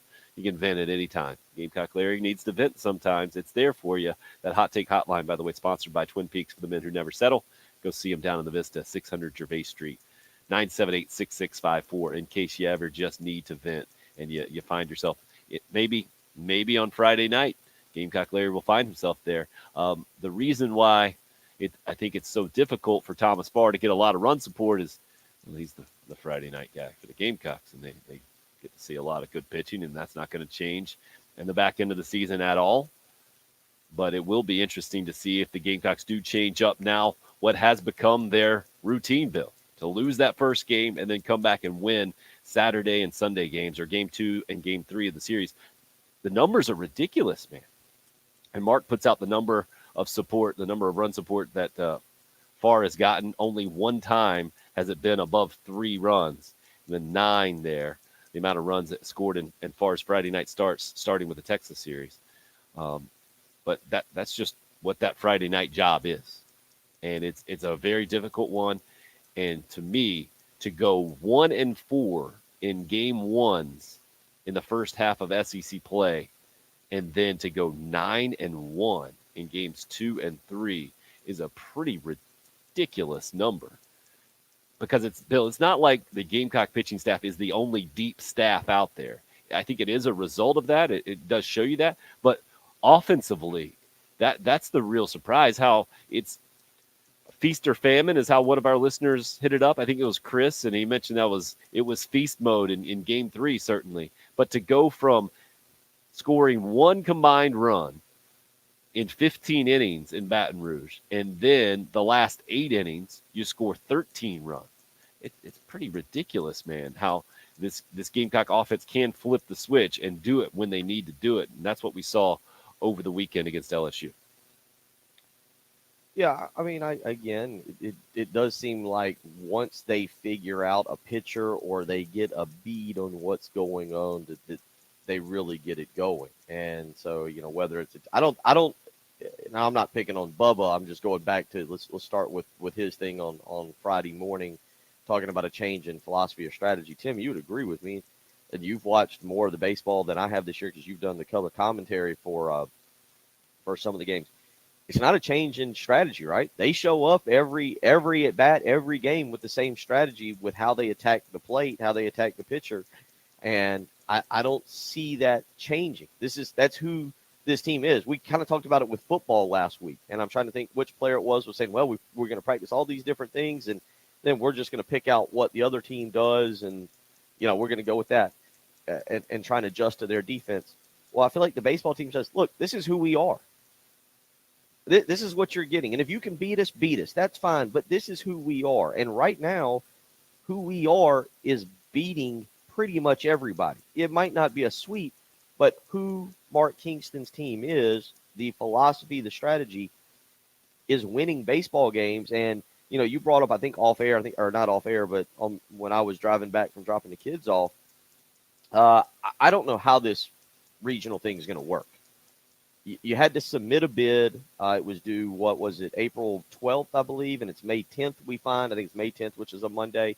May 10th, we find out the regional sites. I don't know if those are the regional, and then they'll go ahead and announce the super regional sites so that you kind of do a quote-unquote bubble for those teams. I'm not real sure how that's exactly going to work, but you've got to think right now this team in a typical year is sitting in a great position to host a regional. And look, the games are there. The teams are there that you're going to play. They could put you in a position to host a super regional. So I say all that because it's hard to argue. I get if you want to, you can do it, but it's hard to argue with the strategy and with the this is who we are mentality. Beat us if you can, but this is how we hit the baseball. This is what we do when we go to the plate. When you look at the record and you look at what's happened the last several weeks, it's hard to argue with that strategy and say, well, if it doesn't work on Friday night, you better change it on Saturday, Sunday. To me, this is just about execution, man. This is when coaches get way too much credit and way too much blame. Right, Mark Kingston and no, go ahead. Why do you disagree? All I was going to say is it's his philosophy, but you're right. If Mike Bobo has a philosophy of run the football and you run the football effectively, you're right. The coach gets the credit, but it's the players executing the philosophy. Whatever Mark Kingston's philosophy is on hitting the baseball, you're right. You got to have talented players to do it, but the players are doing it, right? They're executing whatever the coach's strategy is, whether it's Stuart Lake or Mark Kingston or a combination of the two, whatever. You're right. I'm not giving Mark Kingston too much credit but it is his philosophy. It's his strategy on how to go to the plate. But you're right, the players are the ones that are getting it done. No, I meant in this specific instance, he was getting too much blame, right? And then not getting the credit. We were giving the players the credit for coming through. But it's been pretty drastic, Bill, how the same philosophy can't work for 15 innings, and then for the next 8 innings, there it is, and it's on display for everybody to see, and it's a completely different level of execution. Sticking with that or making slight adjustments, I think is the difference between being a team that wins in the SEC this year and a team that doesn't. Right now, LSU is a team that's not winning, and its fan base thinks Paul Mainieri has apparently forgot how to coach baseball. A national coach of the year 3 times, I think, a guy who's won a national championship or 2, or I can't even keep up. But that's where that fan base is. Get it? Some Gamecock fans also overreacting one way or another. Now, what happens in the back half of the season?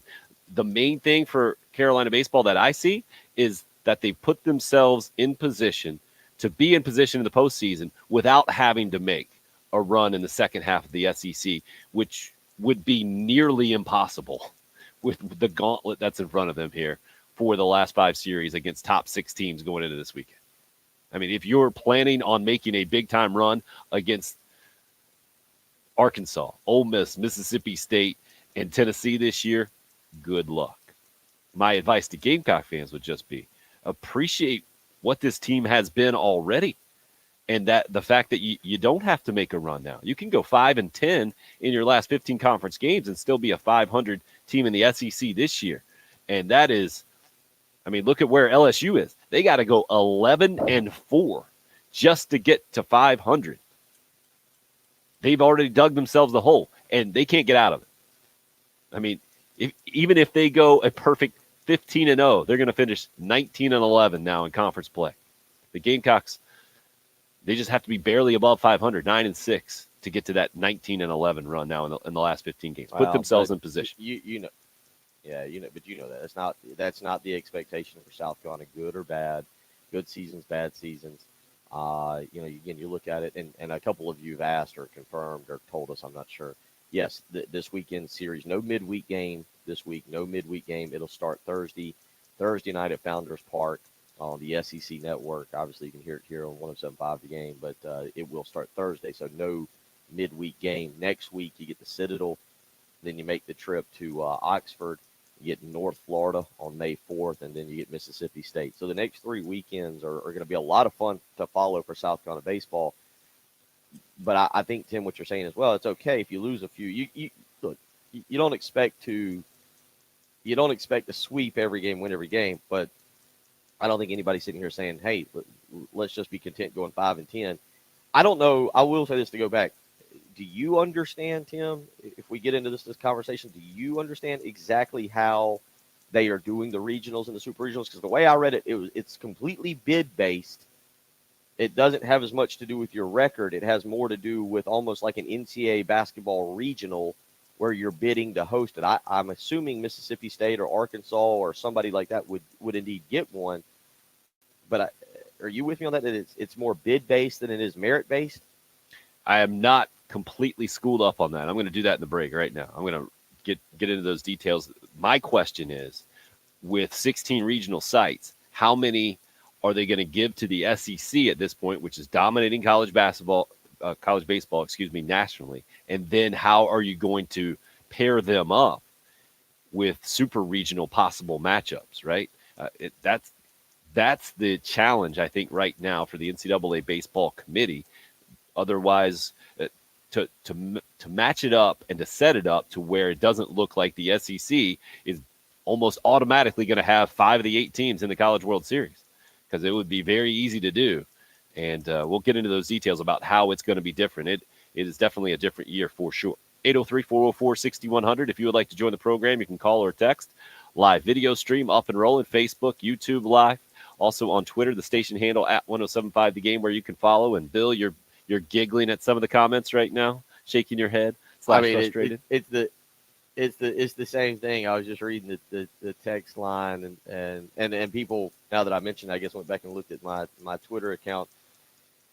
Nobody knows. It turns out we're all snake experts, but nobody has a clue on and I get it. It's just a picture, but you've got a couple people weighing in. Definitely poisonous.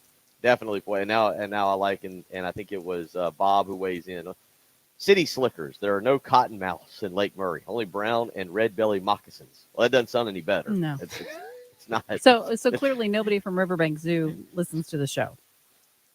I've talked to one of the people from Riverbank Zoo. They will tell you adamantly that I think it's this part of the lake. As I'm looking directly at the dam and the towers, the 4 towers in front of me.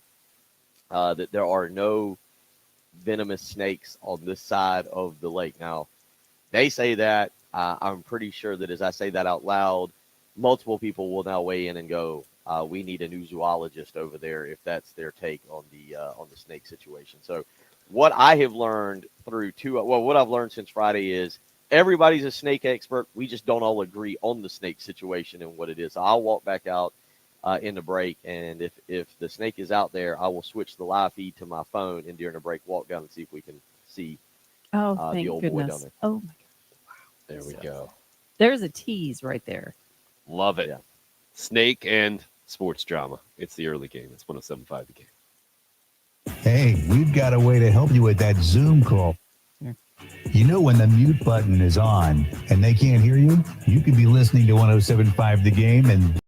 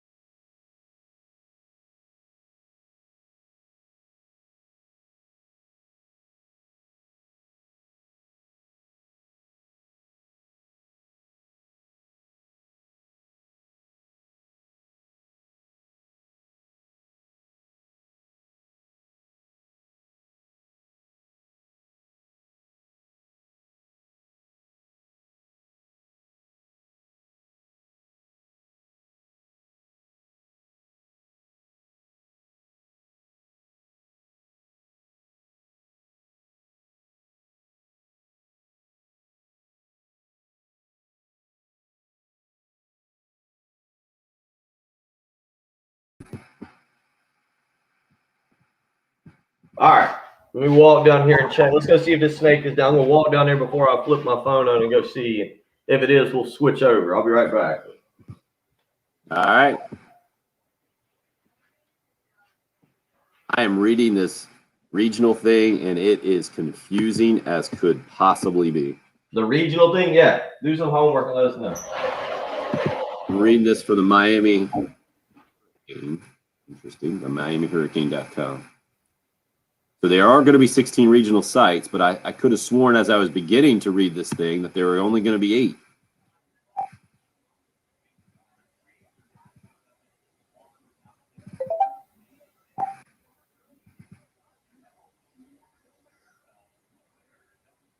So the site selection is going to be May 10th, 3 weeks before the tournament field is announced.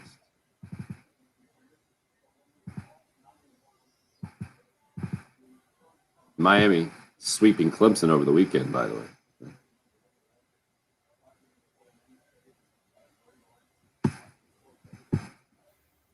Seating capacity for spring championships not been determined by the NCAA. Huh.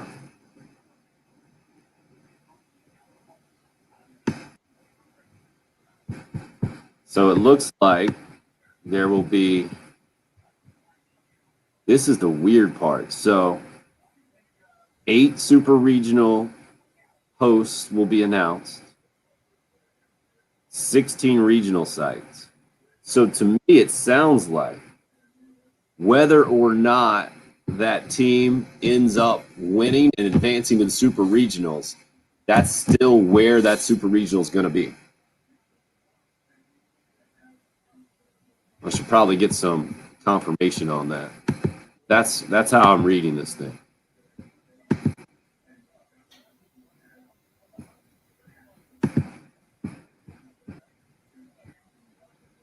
This is going to be interesting. So did I screw this up? I think we got it back now, right?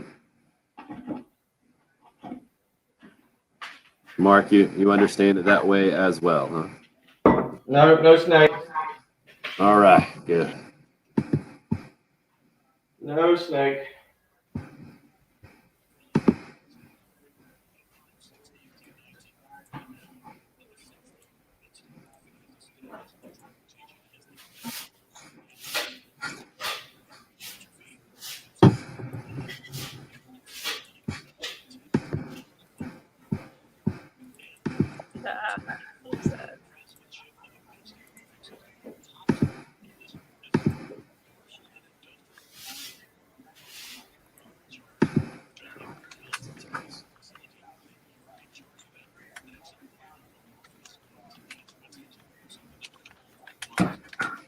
If you ever want to be ignored by a text message to me, text me during the show. Last place I always go.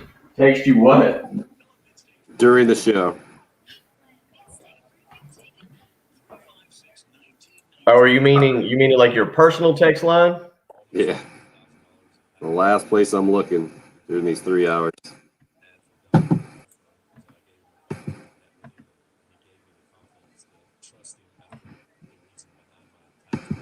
Poisonous, venomous. Thank you for being that guy, David. On the text line? Yeah. Okay, so Craig, Travis, Mark, I think so my question is, will they announce the super regional spots when they announce the regional spots? Yeah, they're supposed to announce everything at one time. Okay. I kind of took it when I read it. I kind of took it to mean a bubble, but I didn't quite understand it. Yeah, that's how I thought they were going to announce it, where they would just all go to the super regional site to begin with, the 2 regionals, but they're not doing that. Yeah, I don't know. And again, it's bid based. The way I read it is that it's bid based, but I could be wrong. No, it does say that. Let me give you the line there that they put in this thing. Let's see. Blah, blah, blah, blue, blue, blue. A program's on-field product is expected to be a factor in determining hosts. But the problem that the NCAA has is SEC bias right now. It's going to be something. That is a good. Travis does bring up a good point about the attendance factors. I wonder if that matters with how many you'll let in your stadium. Right. Mm-hmm. We're heading back in. And All Mark, right, Jim, let's do one of the Mark, baseball. we're just holding on to the Dodge coin right now. Not selling out just yet. Can you do one of the baseball play-by-plays coming in, and then I'm not connected right now because I didn't think to Clearly. plug mine in. one of the baseballs here, and then we'll do Beamer number 2 pretty quickly. Okay. Thank you. So my battery died. I hope. Yep, there we go. He can't make the catch. It's off the wall. And the Gamecocks are going to get a couple of runs. We're tied at 2. Wimmer. Really, the hit that changed the weekend for the Gamecocks. Tommy Moody just hit me up, and he was on the call with Derek Scott that you just heard there from the IMG Learfield College broadcast on the Gamecock Sports Radio Network on 107.5 The Game on Saturday. That was game number 1 when Carolina had only 6 hits in their first 13 innings in the series. LSU had 12 at that point, and then 18 hits in the last 8 innings. I don't think that exactly works out from a math standpoint, Tommy. We had 14. We should have 23 innings, and that's only 21 innings. Yeah, whatever the case is. Carolina struggling with the bats until that 7th inning in game number 1 on Saturday with Braylon Wimmer with a big double to tie it up. Brady Allen adds another 2-run double, 4-2 the final score, and then 9-0 in game 2. And Bill, I think what you were saying, let me put it a different way. That this Gamecock baseball program right now, having not gone to the College World Series since that 2012 third straight appearance in the national title game, is in one of its longest droughts that most people have seen in their lifetime of going out to Omaha. And that has the fan base. That combined with disappointing football seasons and 16 losses in the last 2 years combined, with not following up on that Final Four success of 2017 in the men's basketball program. I think it has Gamecock fans lacking confidence that this is the baseball program that they saw go to those national championship series, because they've seen losing in other sports, including baseball as well, but probably not giving Mark Kingston and company the credit that they deserve for being 1 game away from that College World Series appearance a few years ago. And a weekend like what we just saw, had it gone the other way, had LSU found a way to win that game number 2 in the series and just won the series, and with what Carolina is facing, 4 of the 6 top teams in the country in their last 5 SEC series, it's easy to not see to see a scenario where Carolina would struggle down the stretch and not get on a roll and go into the postseason and make a run. But what they did and what they have done this season, what they did on Saturday, starting with the Braylon Wimmer hit and winning 2 out of 3 in Baton Rouge, that comeback win down 4-0 at Vanderbilt in that series finale, to me, that has shown me that they are much more like the teams that we've seen in the past go to Omaha than like the other Gamecock teams we've seen in the more recent past miss out on a trip there. Now, they're still going to have to do it, and there's a long way to go. And this year's particularly unique setup in the postseason is going to factor in, because I think it's like 70%, somewhere in there. If you host a super regional, 70% of the time you're going to Omaha. But this year, the NCAA has already accepted bids about hosting, and they're going to have to make a decision here in about 3 weeks before the field is announced. And no matter what, that's going to be a super regional site. They're going to announce 8 super regional sites, and it doesn't matter if those 8 teams win 8 of the 16 regionals. That's where they're going to host super regionals. And it's going to be really interesting to see how they do that, because right now, going into last week, it was SEC teams being 6 of the top 8 teams in the country. not counting the Gamecocks, who are sitting at number 11 and are at number 9 in this week's Baseball America poll already. So how are they going to spread this thing out geographically, as well as try to be fair to what we've seen on the field so far in college baseball in 2021? Man, I can tell you this. I'm glad I'm not on the NCAA baseball tournament committee. It's going to be, you never make everybody happy, but I feel like this is the most challenging year you could possibly have. D1 Baseball has just put out, I think Hope was hitting us up on the live stream. I'm looking at it now. D1 Baseball has just released here. No, they haven't. This is actually from last week. So Hope that, I think she was getting a little fired up there, but I'm looking at it says April 12th, not April 19th. So we'll see. It looks like, I think within the coming, the next hour, we'll see the new D1 baseball poll. But,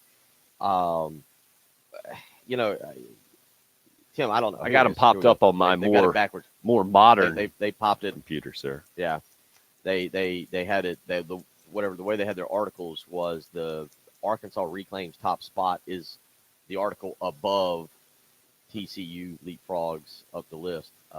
Weird way to do that, but let's give the information real quick. South Carolina stays at number 11, Arkansas stays at number 1, Vandy at 2, Mississippi State at 4, Tennessee at 6. Ole Miss drops all the way down from number 6 to number 12, losing 2 out of 3 to Mississippi State on the road. That's a pretty rough tumble there in the national rankings. But that's, again, D1Baseball.com's new poll out just a few minutes ago. Yeah, and what I was looking for, you got to go all the way down to 13, Oregon, to find a West Coast team that would maybe qualify for a regional. And that's kind of what I was looking for. Stanford is at 17, Arizona's at 18. You can go even more than that, Bill, outside of the Southeast or the South. I guess you got to throw Texas and Texas Tech at number 3 and number 5 and just say the South. Louisville is the only one even up close, and I know they're still considered Southeast. TCU, another top 8 team.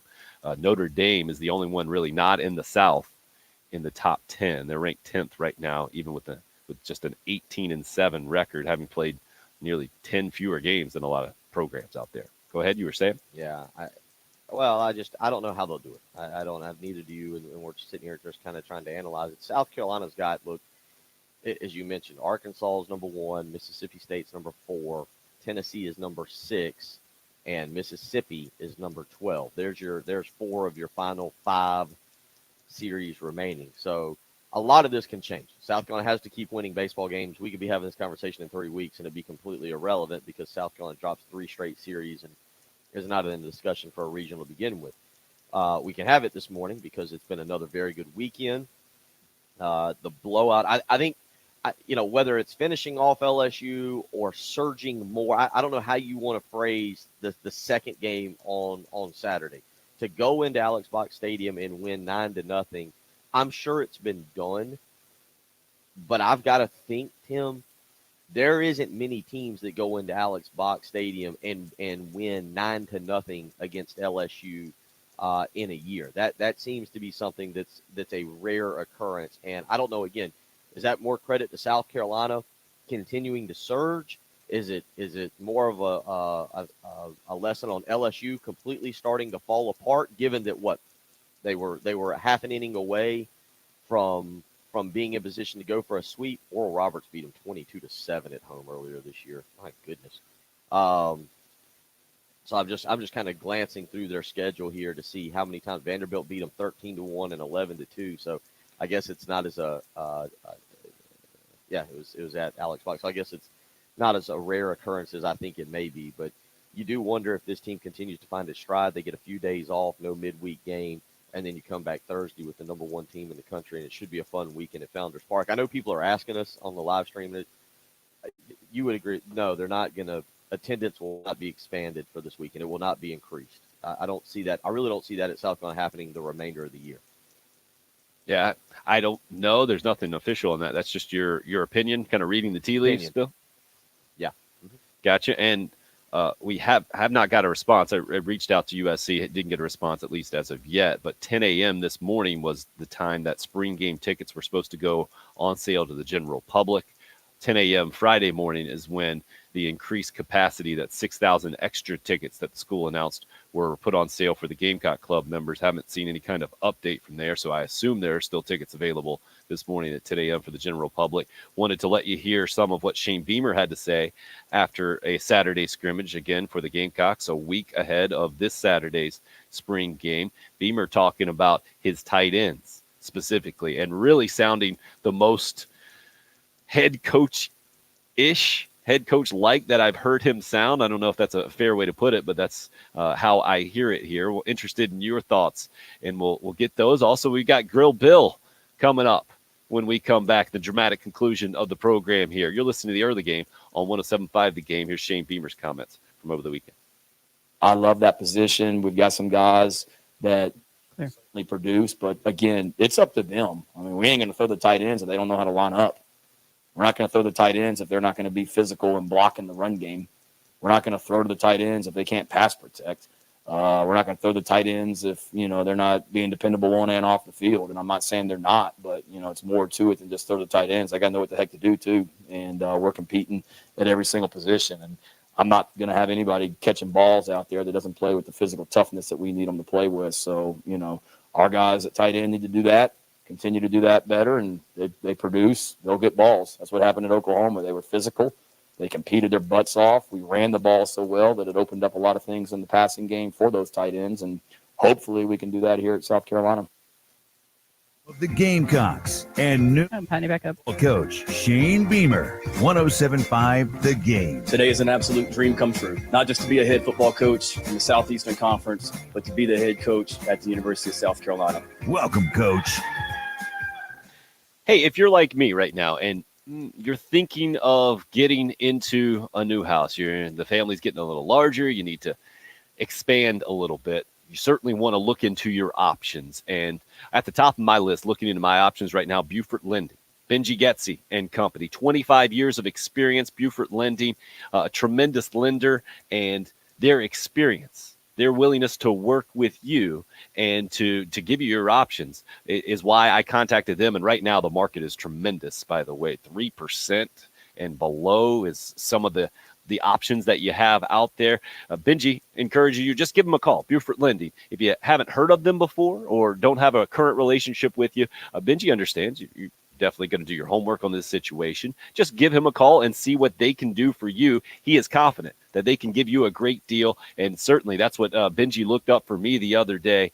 I can personally guarantee you that he will work with you and do his best to get you the best deal out there. That's Beaufort Lending, 843-524-2404.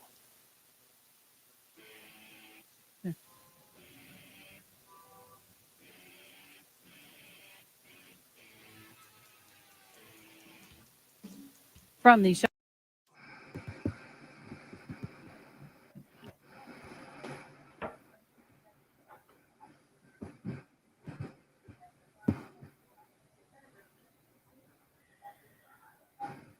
I hear what you're saying, Hope. Good question there, RL. Do you remember? Is it? I want to say it's like 2,700 or something. Bill, I'm not sure. I'll be honest. I mean, Hope, I agree with what you're saying, but you got to remember, I don't think it's in relation to. I think it's in relation to capacity. It's a percentage, right. And I know that Charles Bloom put in a tweet. Part of the problem, and I don't quite understand this, but part of the problem was they didn't have access to Gamecock Park for parking because that's where they're doing the vaccinations. Mm-hmm. He put that in a tweet, so I know that to be true. But let's see what the capacity or the attendance for the last game was listed at 1,900 something. So I want to say it's somewhere around 2,000 or maybe up to 2,700 or something. Yeah, right? They're allowing. I think it's I don't know. I've obviously a lot going on with that and a lot of opinions, sports and politically, that people want to get fired up about, but it'll all work its way out. You know, you got to focus on, as Mark pointed out, Dogecoin. Just got to completely in on Dogecoin, up to 40 cents this morning. Not even how you pronounce it. Not even close. Doge? Yes. Hey, look. Nobody knows how to pronounce it. It's got a dog on the coin.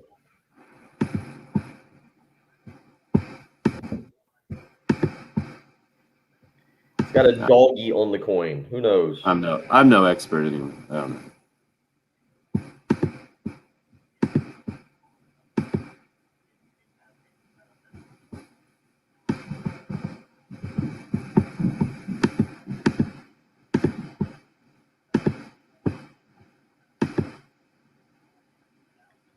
It's a weird thing.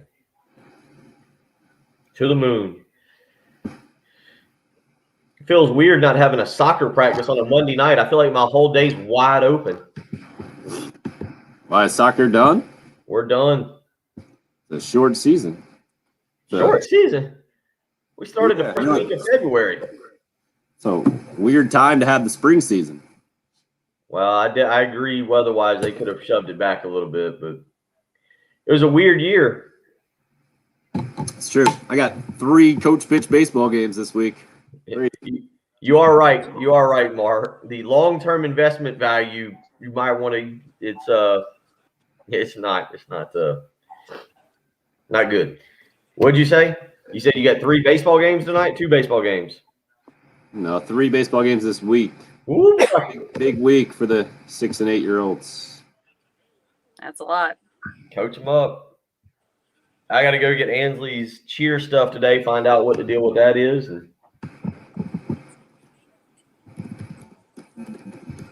I told Austin today if he was a professional athlete, he'd be leaving right now. Season's over. He'd be leaving for some kind of vacation in the Bahamas or Cancun, or he liked that idea.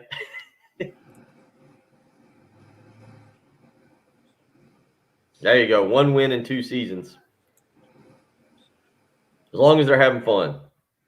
Right. And getting snacks afterwards. Is that your criteria or theirs? No, that's for other teams that I don't coach. I was the guy who wanted to leave the starters. I wanted Austin to play yesterday. I wanted him to.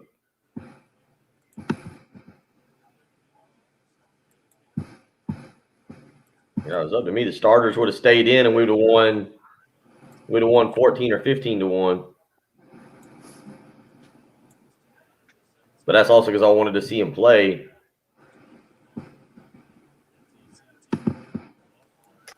All right. We're about to head back in. No doubt, Alan. That dude already grabs a baseball bat around the house. Tries to beat his brothers with it. Nice. Which we encourage fully. Just don't get blood on the carpet because then, zero res has to come out a lot more. And it's, It's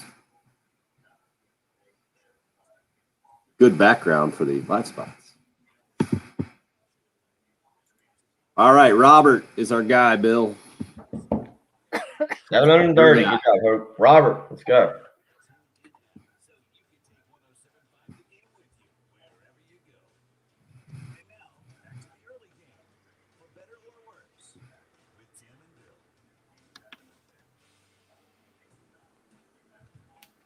Yes, sir. Just a few minutes. One of the 10 times today you'll have a chance in our 25K workday payday. Every hour starting at 8 a.m. to 5 p.m. Monday through Friday, we give you a chance to qualify to win $100 plus every winner entered the drawing for the grand prize jackpot of $25,000. All you got to do, text the hourly keyword 95819. That text keyword, or the keyword changes, the text number does not. 95819 every single hour, 10 times a day, 8 a.m.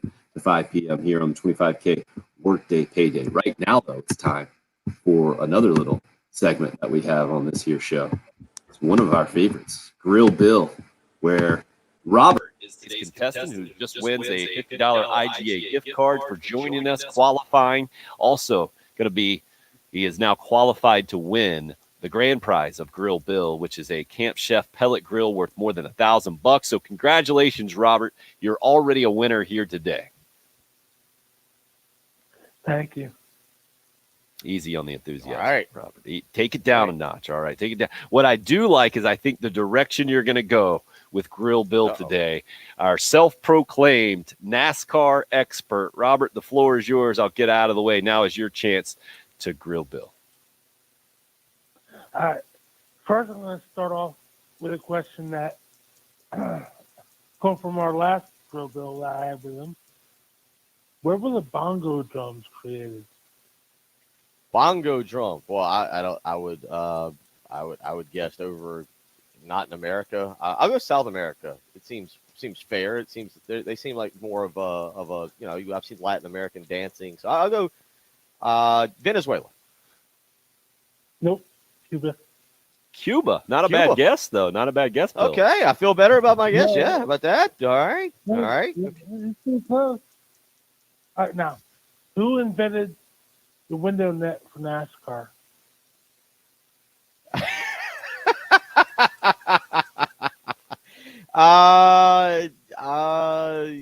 Wait a second. Bill, before you answer, no way, Jen, you know this answer. Who invented the window net for NASCAR? Hey, you're talking about on the car. Instead of a window, you have the net there, and you throw it up there. Jen, you do not know this. Put it down if you're safe after a wreck. No, I have no clue. Okay, Bill, what about you? You want to take a guess? Take a guess. Come on. It's got to be an older driver, and this is strictly a guess, and I don't think it's right. It's got to be an older driver, and I'm trying to think back of the oldest driver I know, and the oldest driver I know is Richard Petty. So I'm just going to go Richard Petty. He's the king of NASCAR. He probably invented everything, including the car. I don't like. It's got. I'll just say Richard Petty. Anything. You are 100% right. Let's go with the oldest person you can get. Like that's the oldest. That was the oldest guy I've got in the book. That is the only person I could come up with. Like it had to be old. Like it had to be old. And so that was the only name I could come. Like if it had to be a driver, I would think it had to be a driver. A Grill Bill miracle right there. Robert, please keep going here. Please keep going. All right. Okay. When was the first ever NASCAR race? Great question, bro. Great question. Well, so official NASCAR race? Is that what you're asking for? Yes.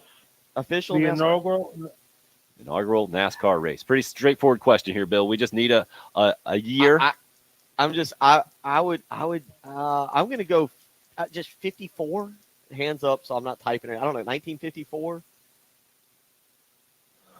Nope. Okay.